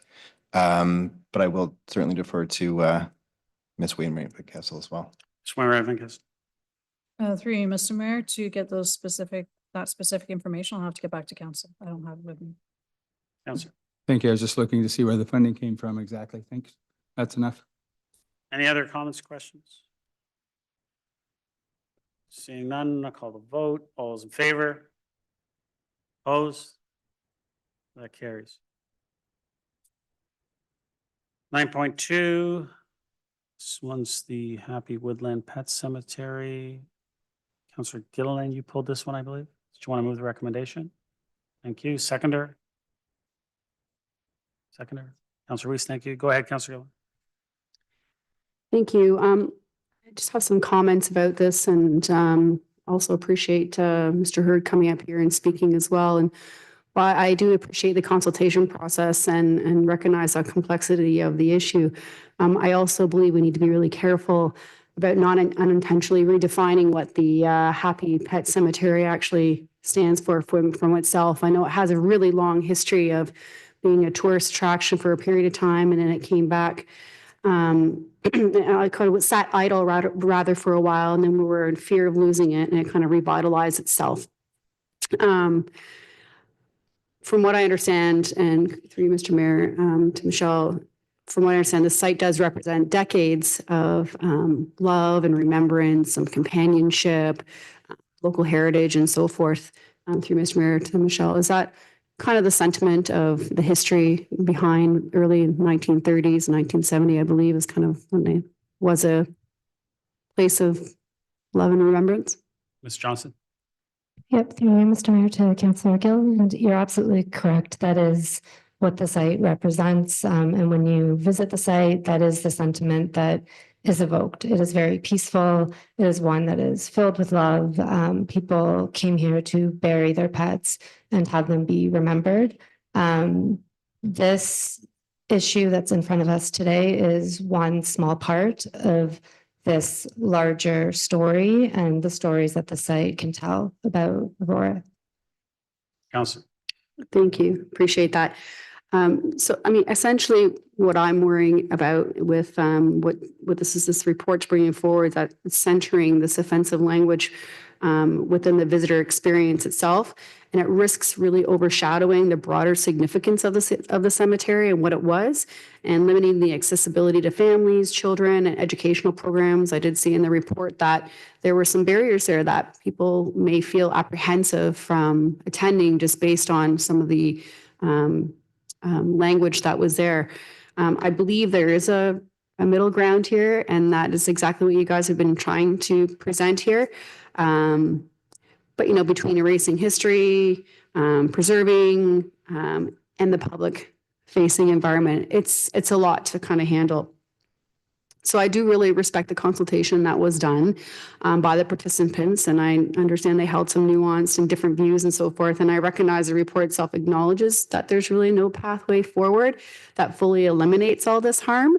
But council's role, in my opinion, therefore, really is to determine which approach creates the least harm while maintaining that historical integrity and public accessibility. So I feel the staff recommendation is almost there. I just needs a little bit more clarification. So that means to me, preserving the architectural documentation, preserving the academic and historical access, and ensuring proper contextualization in general. So while also considering the approaches that reduce unavoidable public exposure, it would be my opinion to include non-prominent treatment, shielding, relocating, partial coverage, or options for interpretive access through mechanisms such QR codes or other kind of archival material. So in my opinion, I believe that it would be in the town's best interest really to handle these artifacts in a manner that requires intentional engagement with informed consent, rather than making it an unavoidable experience for a general visitor experience. And that way it opens it up for many people to go there without feeling that that is something that they need to be reminded or exposed to in a way without that consent, because it does represent that love and remembrance. So I did make somewhat of an amendment that I did submit to the clerk earlier, which adds to the staff recommendation, and I hope that my council members will agree. So, Madam Clerk, if you wouldn't mind, if I may. Councillor, if you're okay, how about if I, because Councillor Weiss is already up, allow him to speak, and then I'll come Sure. back to you. Yep. Okay? Yep. Thank you. Councillor Weiss, go ahead. Thanks. And I want to thank the Aurora Black community for their lived experience and the comments that they made with the suggestions, and that it should be an opportunity to teach about history and about the history of that struggle.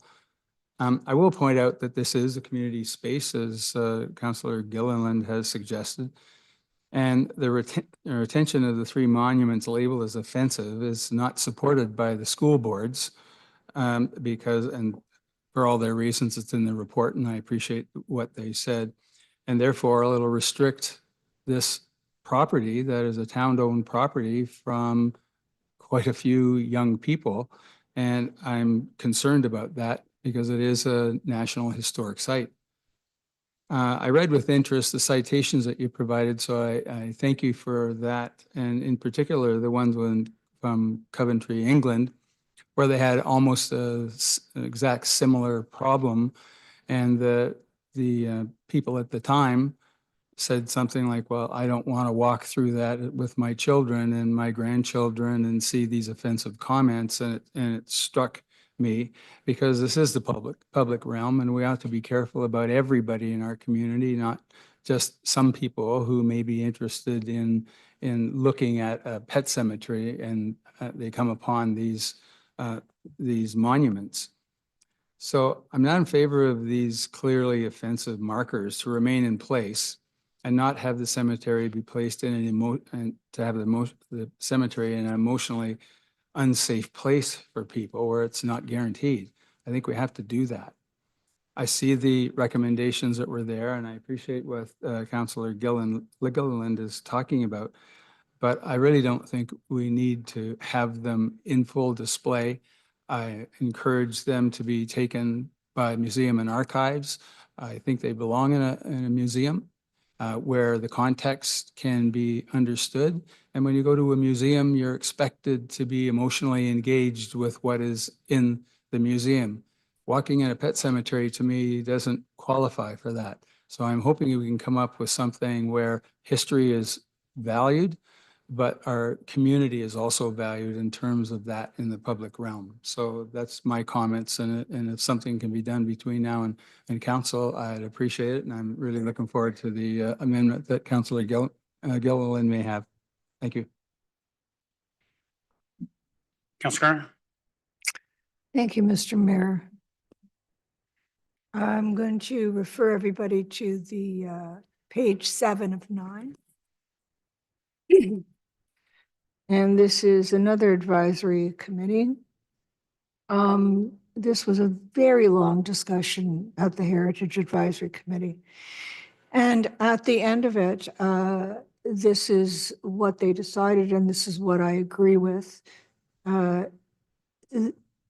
The Heritage Advisory Committee expressed comments that the offensive monuments and language remain as is, with appropriate disclaimer signage and interpretive learning information provided to indicate that the monuments are a product of their respective time and not reflective of current values. This is a heritage site. I would hope that the school boards would have used this as a learning experience. I hope parents will use this as a learning experience. So I have to disagree with Councillor Weiss. Any other comments, questions? I want to go back to Councillor Gilliland. Go ahead with your amendment. Yes, thank you. So I did have amendment that I did want to bring forward. Is that council directs staff to explore and implement interpretive approaches for monuments containing offensive language that prioritize contextualization, historical preservation, and consent-based engagement, including options that reduce unavoidable public exposure within a general visitor experience. So I do believe that kind of encapsulates. Is there a seconder? Trying to get it on the screen. For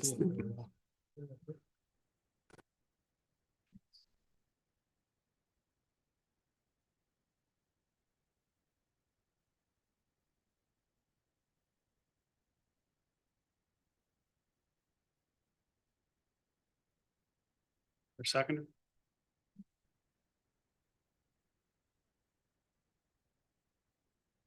Councillor Thompson, go ahead, Councillor. Thank you. Again, looking at the overarching reason why we have the Happy Pet Cemetery and looking at the history, and I do actually want to go back to the history since we are all talking about that. Just give me 1 second here.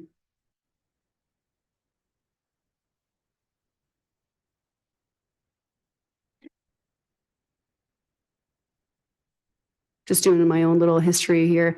It was remarkable to hear that it started in 1930 and went to 1970s, and it was a great place for people to come for love and reflection for all the reasons that we had just discussed.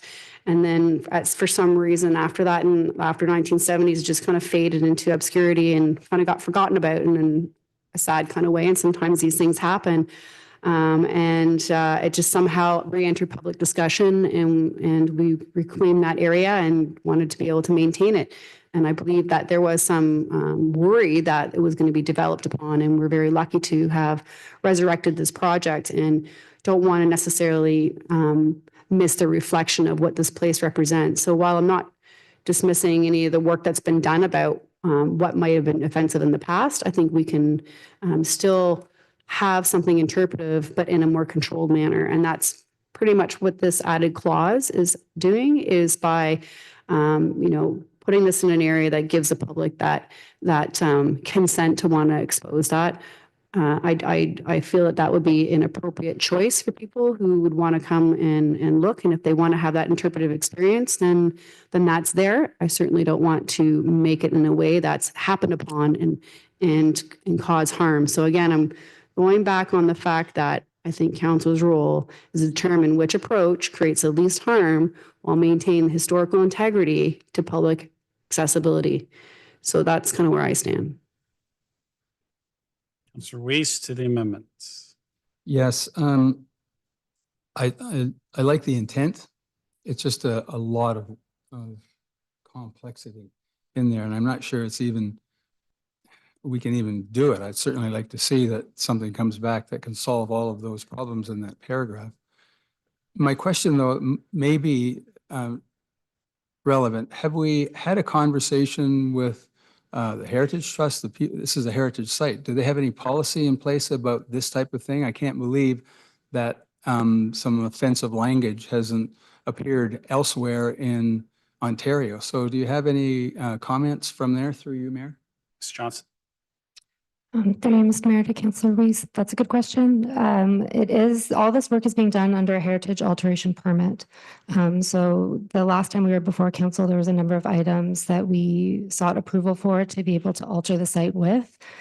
Because the site's already designated, we need that alteration permit to make any changes. In regards to the language on the specific site, we haven't come across a policy from the OHT that dictates what must happen when that language is present.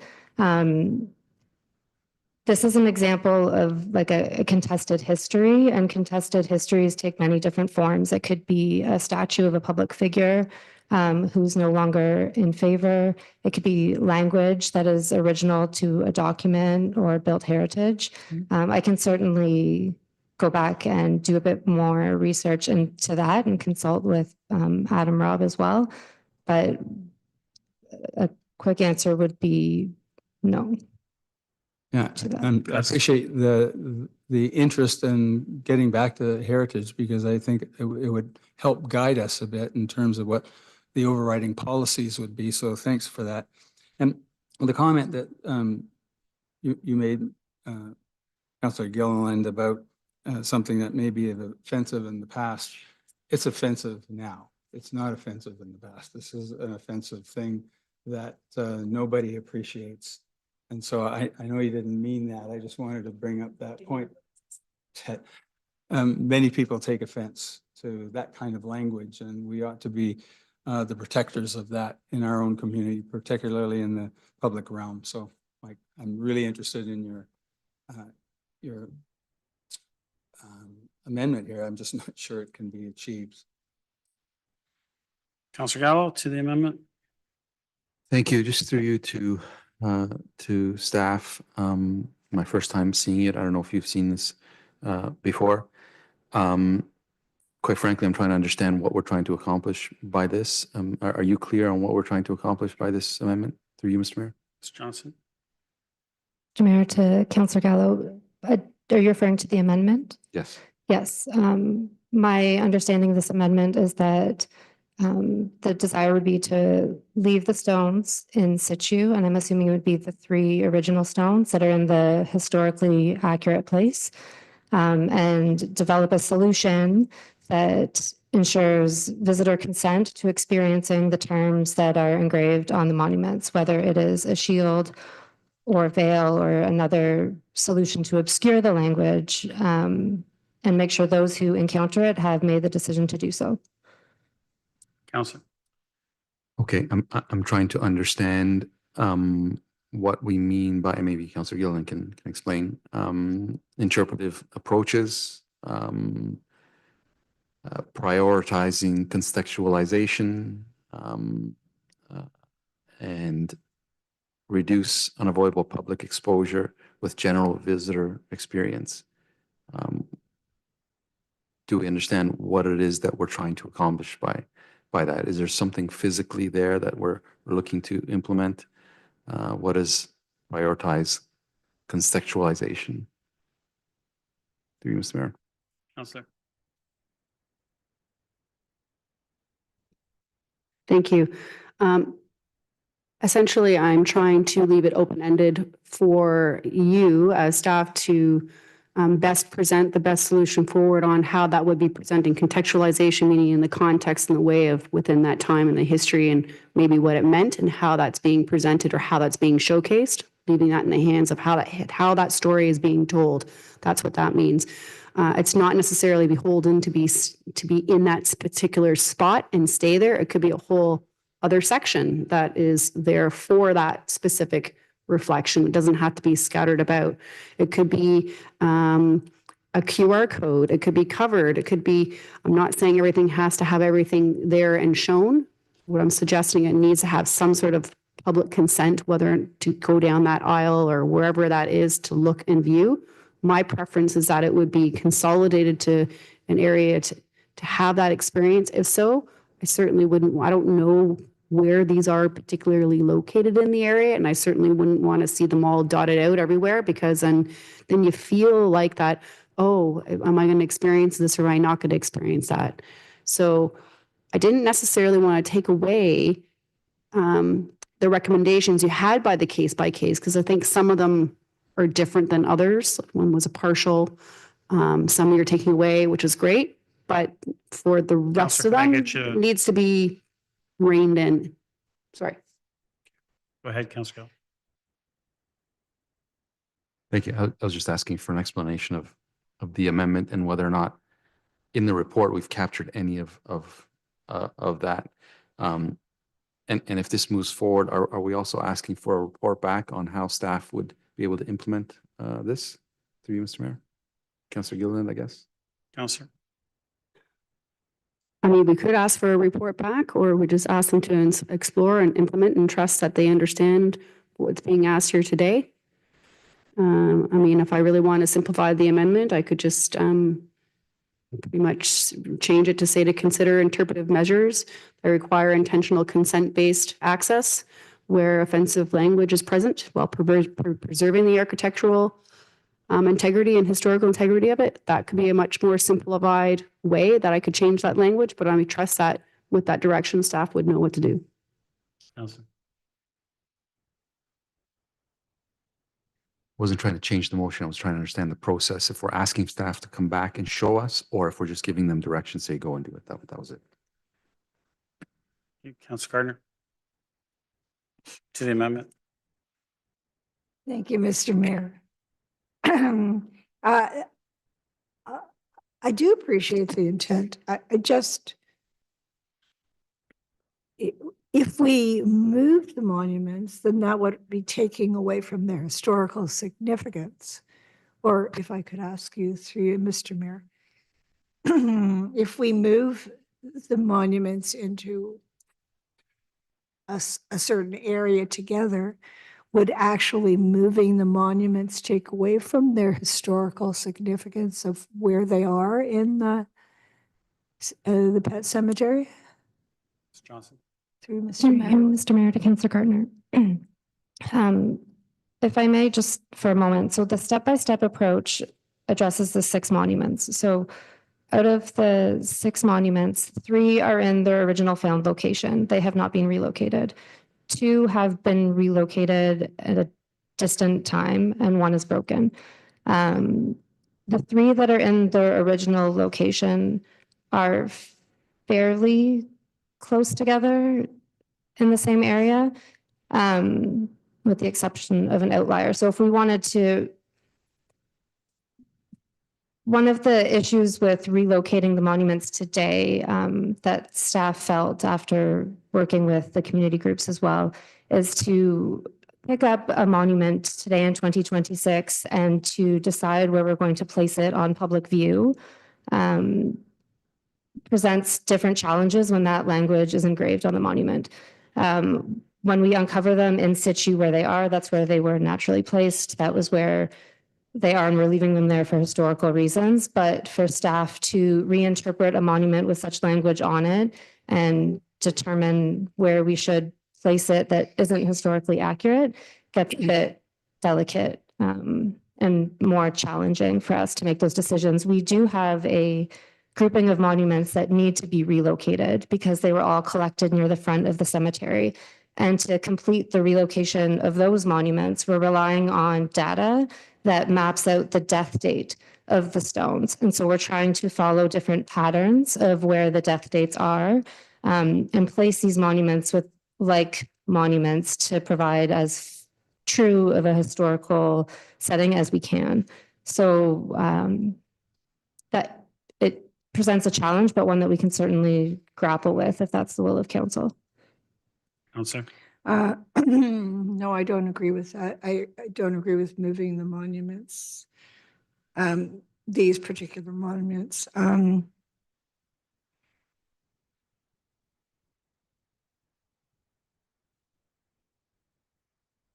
One of the comments from the consultant, and I'm assuming that's the Coconut Village, it says on page 4 at the bottom, the consultant. Councillor, I need you to the amendment. Will this, I think this speaks to it. Okay. I'll give it a try. Thank you. The consultant distinguishes between a reactive and a transformative approach to addressing racially offensive consent. And I think that from what I read, they would like these to stay in place and for us to learn from them. I don't know if I got that right, and I'll look at it again for council. But I think if we had a disclaimer, because it's going to be, I believe there's going to be a plan, and it will say in the plan what gravestone is what, so people can go if they don't want to explore the whole cemetery. It could be on that before somebody enters, or to council, before somebody enters the cemetery, they know right up front that there are some offensive monuments that we do not in any way agree with them, but they are part of heritage and history, and that we're just warning of offensive language. I mean, to me, that would be the best way to do this. So I don't support the amendment. Thank you. Councillor Thompson, to the amendment, please. To the amendment. I certainly appreciate the amendment that Councillor Gilliland's put forward, and my, I guess, impression is that, you know, she's trying to find a way to find a solution that'd be acceptable to all. And I appreciate that, and I'm supportive of that attempt. My question through you to Ms. Johnson really is, I don't know how much time you've had to really contemplate this in terms of the challenges of doing it. And really, that's my question is how achievable is it? I don't necessarily want to put you on the spot tonight, but is it possible between now and council for you to give some thought to see whether this is something that, you know, is reasonable to achieve in your opinion? And if so, you know, I wouldn't mind actually seeing a report come back to us so that council is also confident that it achieves the goal set out. Do you want to answer that tonight, Ms. Johnson, or do you want time for council? Through you, Mr. Mayor, I can certainly give it some more thought and report back at council about the amendment. Yeah. Thank you. Any other comments or questions to the amendment? Sir Gilliland, second time. Thank you. I mean, obviously, I want to hear what everybody around the table says. Again, I really want to simplify it, and I was trying to encapsulate pretty much everything I think that we were all thinking about this. So for me, it's just about making sure there's a consent based approach. And it could be simply as the stone being there with the word covering up, where you can scan a QR code to see the actual image if you so chose. And that could be the consent-based approach. And it means that, you're still the integrity of the heritage is still there, but you're putting the consent in the hands of the user. And I'm just trying to do it in the simplest form. How that's actual story is told, that's not up for me to do. That's your department. But I'm happy to have report back to council within this motion, just based on some of the comments, to see what those options would be. Through Mr. Mayor I want to call you by your first name. I'm so sorry, Ms. Johnson. Would that be something that would be easy to come back with council to give some option about what that type of consent-based option would look like? Ms. Johnson. Through you, Mr. Mayor, to Councillor Gallo, and yeah, we can give that more thought and explore it in a more robust way. And just for clarity, I just want to make sure I'm understanding correctly. For the consent-based option, it's envisioned as something where the language is entirely blocked until the visitor chooses to have it revealed to them. We're not talking about a disclaimer near a gate or something situated near the stone. You're envisioning the language completely blocked. Councillor. Thank you. I'm leaving those options open to what you feel would be good options. It could be it's in a separate area and you're choosing to go down that area and you want to experience in its full display, or something that's covered up and you're launching a QR code and you're keeping everything where it is for that heritage aspect and the location. I'm just giving options. I don't want to say I want to do one or the other. My personal preference, just on the surface without having this report back, is to cover it up. You can leave it where it is and you can launch a QR code and get some history on how you want to learn about it right there. You're not erasing anything. You're just giving people the consent. They're consenting to having that extra education without having in their face as someone's walking down with their children, 5, and maybe that's not the experience that they want to have in that moment, in that time. Again, I don't want to cause any harm or upset to people who may be walking down there and seeing that. That could be very offensive to some people and cause emotional triggers. And we don't want that experience without any type of consent on wanting to learn about it. So is that clear enough? Through you, Mr. Mayor, yes. Okay, perfect. Thank you. Councillor Thompson, okay with that added? Second. Thank you.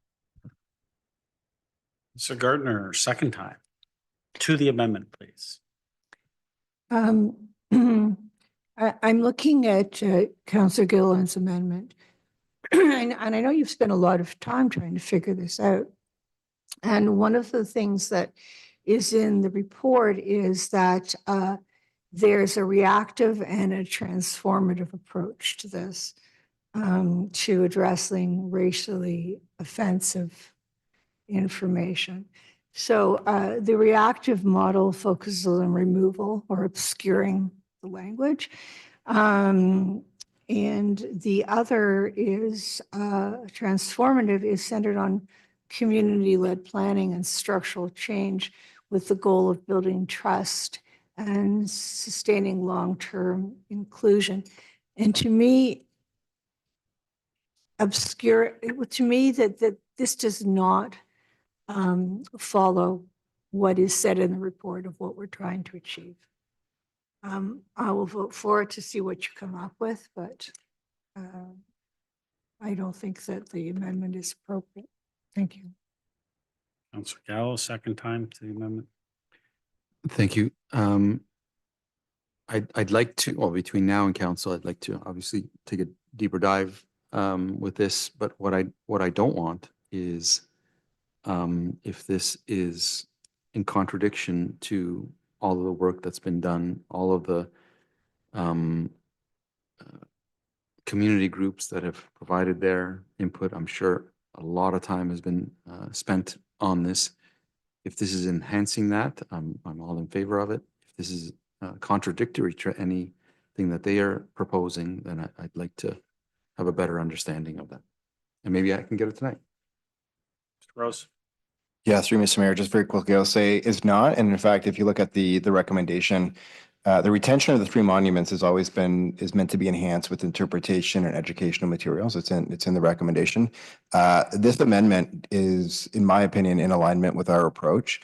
The report was essentially meant to deal with the heritage alteration permit to simply get council's permission to proceed how we deal with the stones. Our intention has always been to come back with more information about what the interpretation and the educational components are. The great thing is we got some time because, of course, the park surrounding the pet cemetery isn't going to be done for a number of years now. So we have some time to figure out what the interpretation will look like. We have committed, and it's in the report as well, to going back to the school board and seeing what that looks like. We don't want them to come with, again, their informed consent and understanding that there's probably age appropriateness to the language that we have. So we want to keep the stones in place as recommended in the report, but we really want to do, again, more robust work, as Ms. Johnson said, on the interpretation piece and how do we guide people through that space. So again, this is one narrative that we're telling with the Woodland Pet Cemetery, but it's not the entire story. And there's lots of different educational strands that we can pull out from the entire site. So I think the amendment is appropriate. I think it's in alignment. We'd love to come back and provide council with more options of what we can do. We can do that in short order, but we always saw this as an ongoing conversation with the community as well, specifically the Black community around the 6 stones that we're talking about. But yeah, we wanted to just to deal with the heritage amendment or the alteration portion for tonight. Councillor. Thank you, and that's good. I saw the second part of 2A was, I guess, is an expansion of what's in the report in terms of 2A support and enhanced interpretation and educational materials. So if that's the direction we're going, and we can improve that, I'm all in favor. Any other comments, questions? Call a vote on the amendment. All those in favor? Opposed? That carries. Back to the main motion as amended. Are there any other comments or questions? Seeing none, I'll call a vote. All those in favor? Opposed? That carries. 10-minute health break, council. Thank you.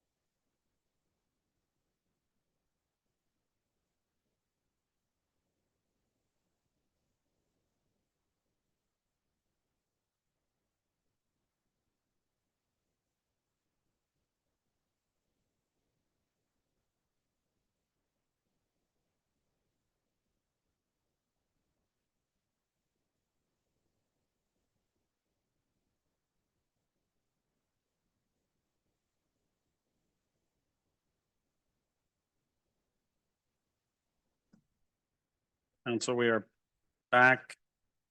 I'm going to go to 11.1, Council, because Ms. Miranda Castle has to leave. So we'll get hers in. Okay, so that's the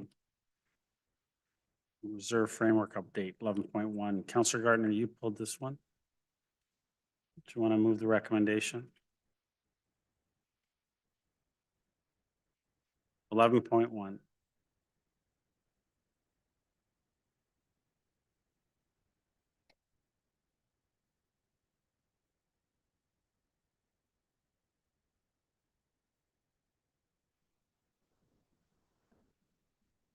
Well, I need to do this one because Ms. Rainer Castle needs to leave. Do you want to move the recommendation? Thank you. Seconder, Councillor Reese. Go ahead.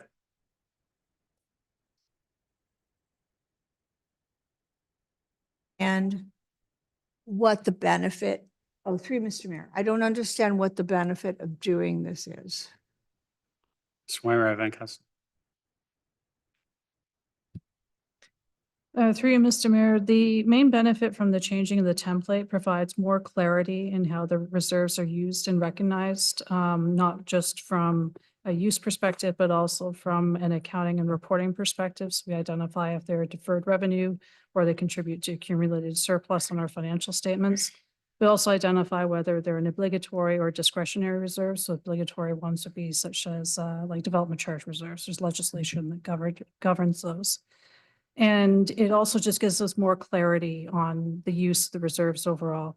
There are a few that are identified where we've made some tweaks to the actual definition of the reserve, and it just provides a bit more clarity and scope within how those reserves are used. But those changes are quite minor. Councillor. So the only new one is the affordable housing reserve. And if we, the source of funding, is that from tax in lieu? Ms. Rainer Castle. Through Mr. Mayor. Through you, Mr. Mayor, the funding source for this one is cash in lieu contributions from developers or other funds that we provided from provincial or federal governments.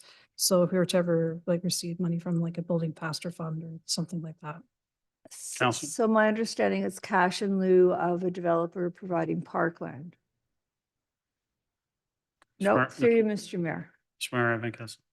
Through you, Mr. Mayor, we do have one that's specific dedicated to parkland. This would be other cash in lieu items. Councillor. Which are, if you wouldn't mind, through you, Mr. Mayor. Ms. Rainer Castle. Through you, Mr. Mayor, I'll have to get you back to you with the details on that. Councillor. That's fine. And my question to you is, what effect does this have, the email, and I'm sorry I didn't read it if you did respond. What effect does this have on the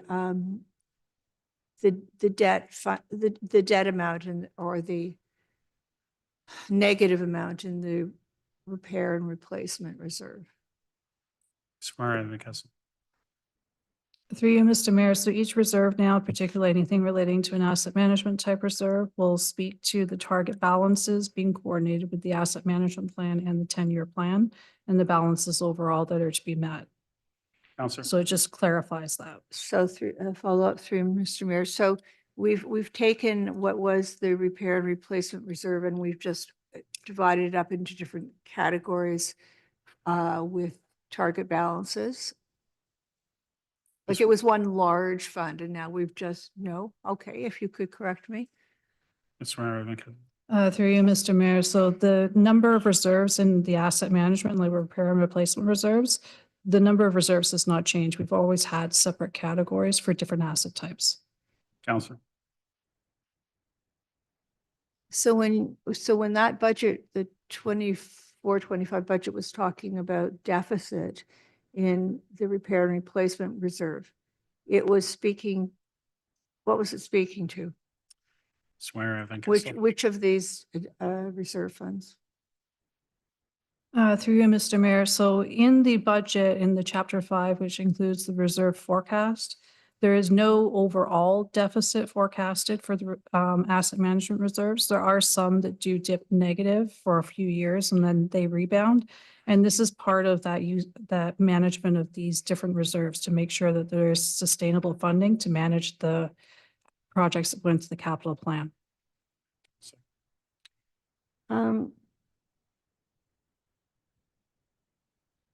Okay, well, I have it very clearly in the budget document, so I'm going to stop now and I'll speak to you later. Thank you. Any other comments, questions? Seeing none, call the vote. All those in favor? Opposed, that carries.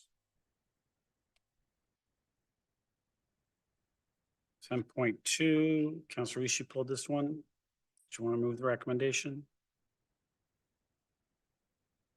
Seconder? Councillor Thompson, go ahead, Councillor Reese. Yep. Yep.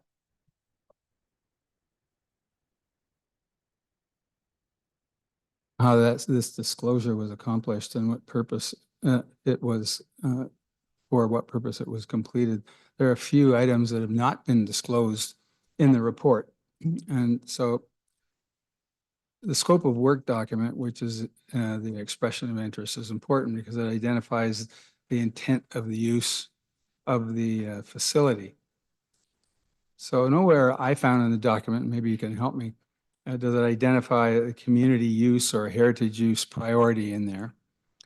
In fact, it states that the refurbishment is part of the new tourism plan. It says part of the tourism plan.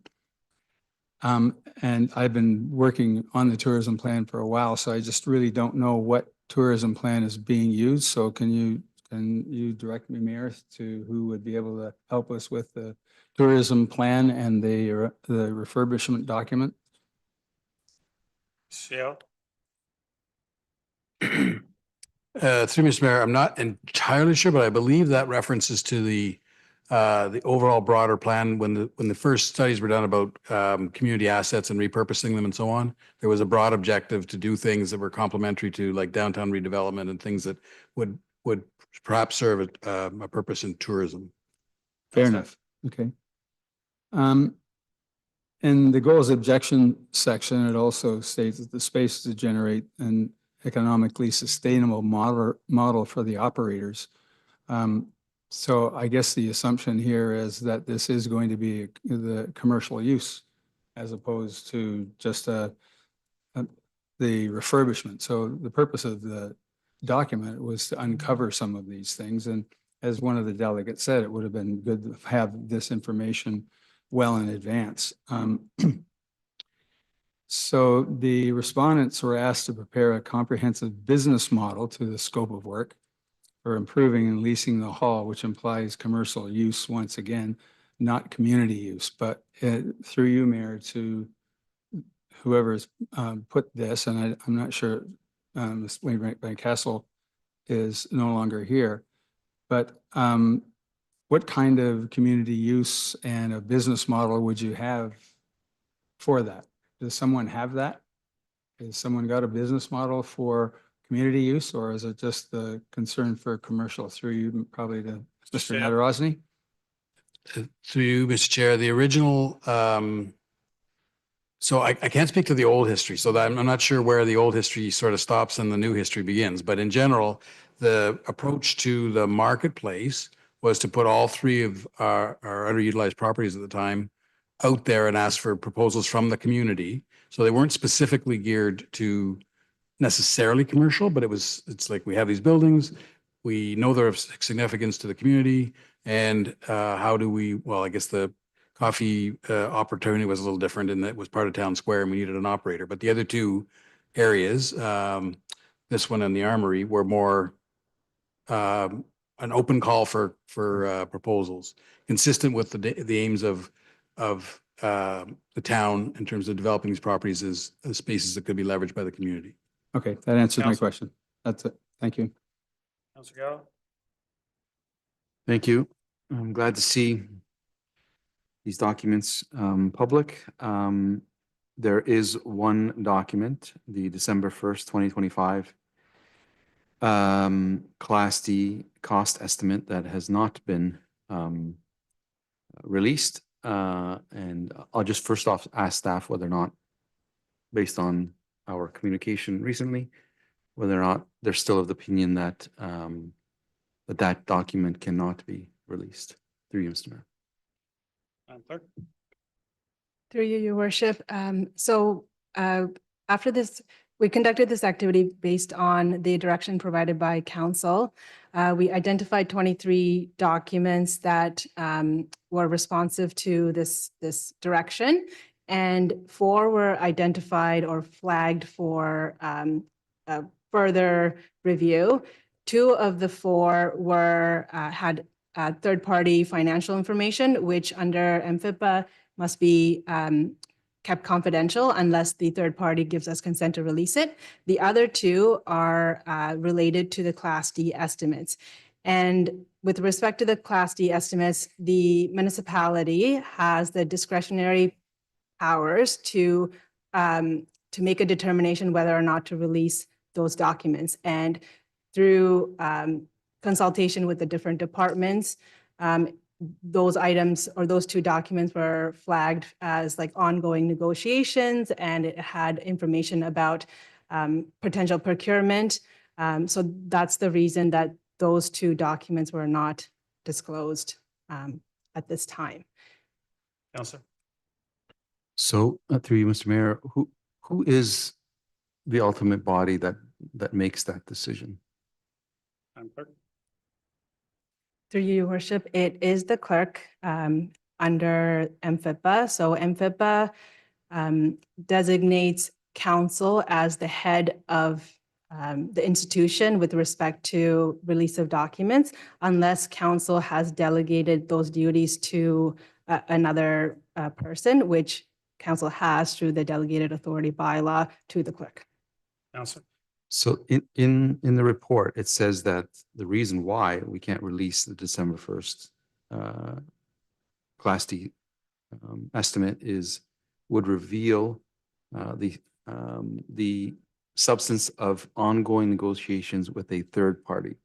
So we've already determined that the author of that report is okay to have it released. We've determined that nothing in that document is related to a potential leasee. We've had a motion before council asking for that document and these documents to be released. There's no third party linked to that document in terms of any financial link or anything in that document that's linked to a third party. So how can we rely on that section and not release that document? Through you, Mr. Mayor. Clerk? Through you, Your Worship, this was in consultation with the other departments that are involved with the Victoria Hall refurbishment, including finance, as well as community services and legal. So they have flagged the components of those documents as relating to ongoing negotiations, as well as procurement, as the town may or may not be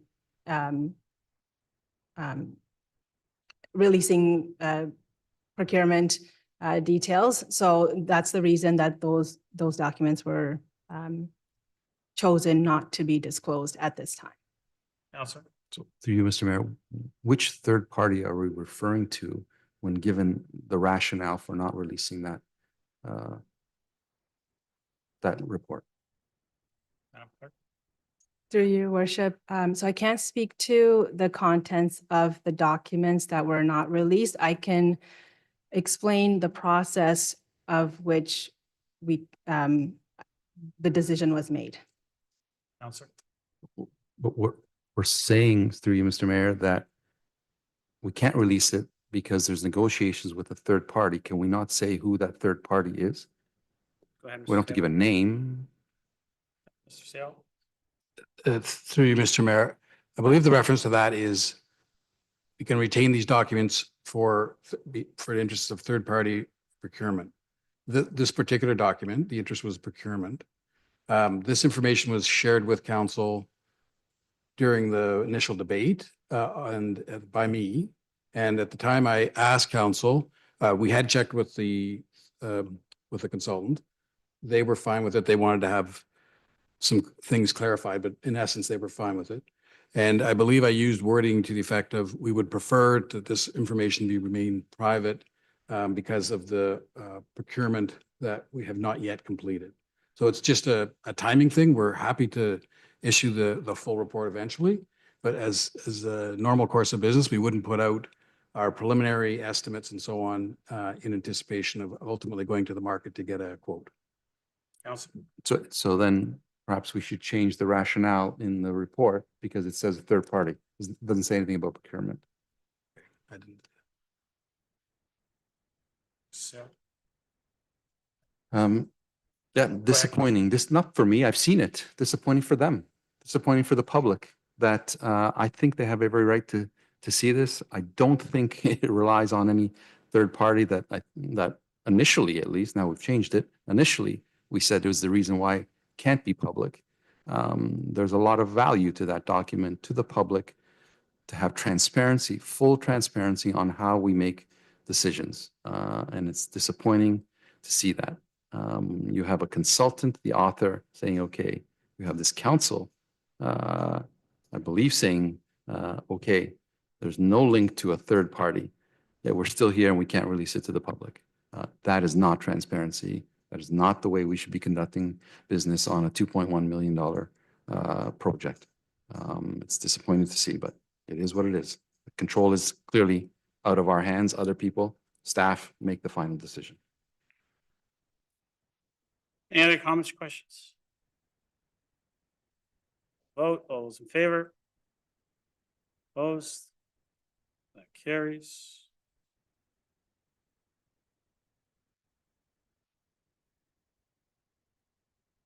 .3. Councillor Weiss, you pulled this one. Do you want to move the recommendation? Yep. Seconder? Councillor Thompson, go ahead, Councillor Weiss. I really only have a couple of questions on this. The report's pretty clear. And what I'd like to do is to find out the distinction between whether this is assigned or whether it's public art. Because I'm familiar with the area and does this qualify as a legitimate sign that should be applied to our sign bylaw, or is it something that's a piece of public art and should be subject to our public art policy? So through you, maybe to Mr. Ramuno, and then maybe over to Mr. Rose because of the public art involvement. So I'd just like to hear a little bit about what it is. Mr. Romero. So, through you, Mr. Mayor. So we deem this to be a mural sign, which requires, council approval. As you know, it's more of an artistic display. I mean, you can call it public art. As council's aware, it's been up there for years, and the only reason this is before council this evening for approval because the owner never requested a permit approval because he wasn't aware that a permit was required at the time it was installed years ago. And it's only here now because we had responded to a complaint regarding the sign and whether it had received a permit and whether it meets our sign bylaw criteria as we laid out in the report. It does meet the criteria of our sign bylaw as a artistic mural. So it just needs council approval of the permit. Thank you. I just wanted to see what the genesis of this was, to see how it was, and to identify whether it's a sign or a mural, or that we're happy from a grandfathering standpoint. So I'm okay with that. Thank you. Councillor Gardner. Is a little bit strange. So I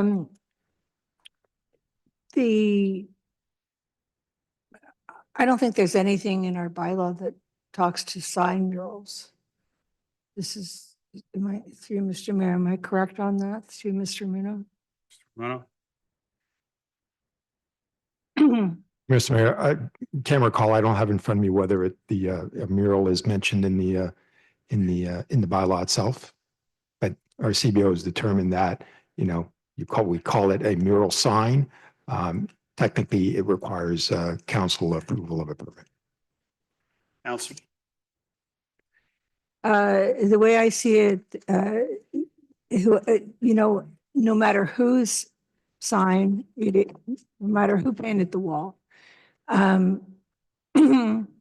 the person who had it painted didn't come to the town hall. He didn't come to the town and ask for permission. So it's on the wall, and now in the report, we're asking to approve an existing, I don't even know what we call it, an existing wall mural. An existing mural sign. There is no such thing as a mural sign. I would like to know if any municipality has that. It's either a mural or a sign. And it's an advertisement. And I'm going to vote against this. I don't think it's appropriate that that something this large and lovely and colorful it really is a sign for the business. It draws the people in because of the way it's formed, but it's a sign. And I don't approve of painted signs on building like this, so I'm voting against this. I think it's not a good precedent that we're setting. Thank you. Any other comments or questions?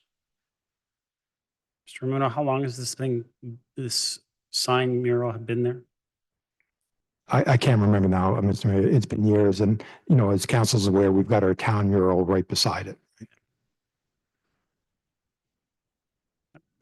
Any other comments, questions?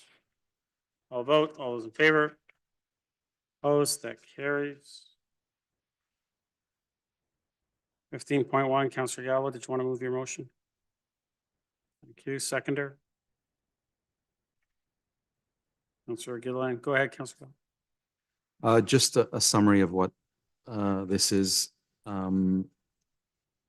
First off, a huge thank you to Mr. Hurd, who had come up with this idea, and I was at the advisory committee where it was presented, and we figured out a way to make this happen. And it's basically in 2028, it'll mark the 175th anniversary of the rail service arriving in Aurora from Toronto, and it's asking for staff to develop a plan and coordinate with a whole bunch of people, the museum, cultural services, Mr. Hurd, Historical Society, any other community partners to make this happen, in addition to taking up to $50,000 from the Aurora Heritage Fund to support this initiative. So I'm looking forward this to move forward, and another celebration that the town of Aurora could have. Councillor Kerner? I'm in support of this, and this having our Heritage Reserve Fund would certainly be a good use of money. I believe that Mr. Hurd is going to try and get funding from other various sources, and I don't know how much money he'll need at the end of the day. But this is a place where I believe the community should be able to look to help out with this project. Thank you. Councillor Weiss? Yeah, my comments are similar. Thanking Mr. Hurd. It's his brainchild, and it's a great opportunity for tourism, et cetera. And when I saw the pet cemetery and that there was a consultant that was in the budget to help with that, I asked Mr. Rose earlier about whether there would be a possibility of having Mr. Hurd on as a consultant to this, because it's his idea and his vision. So I just want that to be placed in your mind when this thing comes forward and we get a business plan for it. I think it's a great idea, and it's also it helps with collaboration with other towns in the communities. So it's a great idea, and I'm in full support.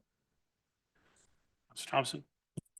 I was just going to echo the same similar comments and appreciate Mr. Hurd and Councillor Gallo bringing this forward. Any other comments, questions? I'll vote. All those in favor? Opposed? That carries. New business, Councillor Cameron. Councillor Gallo. Councillor Thompson. Councillor Gardner, new business. Councillor Gardner. Don't want to discuss your motion, Mr. Mayor? It wasn't pulled. No, I don't have any new business. Thank you. Councillor Gallo. Councillor Reese. Sensation not pulled, 10-1? No. No? I'll have to deal with it later. I was going to do a new business and ask about the initial statement that you made about the tragedy. So to make sure that something came out from this council. And I want to thank you for doing that and thank Mr. Di Rosero for providing that to the public. It's important that they know that we're being as transparent as we can on this and what they can expect and when. Thank you both. Public service announcements. Pardon? Public service announcements. Councillor Gallo. PSA. Councillor Gardner. PSA. Councillor Thompson. Councillor Gallo. Councillor Kim. I think I do have a few.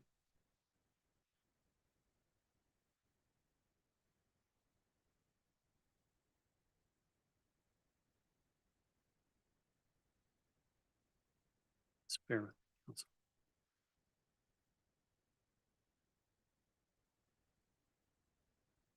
Aurora's Performing Arts Festival presented by Marquee Theatrical Production in partnership with the town is calling children and youth performers. They need to enter by May 18th to compete, and they can find out more info at aurora.ca/art-festivals. Pool season is just around the corner. As you open your pool, remember the pool water is harmful to aquatic life. Help us keep our streams, creeks, Lake Simcoe healthy and full of life by following the proper pool and spa discharge steps. For more information, you can visit aurora.ca/pools. Aurora's Community Garage takes place on Saturday, May 30th at the Aurora Community Center, and it's everyone's chance to do your spring cleaning and give unwanted items in your home. It's a great opportunity. It's actually a pretty fun time if you can get out there. Register as a vendor by May 22nd, and details and registration is available at aurora.ca/garage sale. And Aurora's Youth Innovation Fair will take place tomorrow, Wednesday, May 13th, from 6 p.m. to 8:30 p.m. at Aurora Town Hall. Stop by, see students in grades 4 to 12 showcasing their brilliant ideas and innovations to tackle real-world issues. And for more information, you can visit aurora.ca/youth innovation. May I have a motion to adjourn? Councillor Gallo, Councillor Reese, all those in favor? Opposed?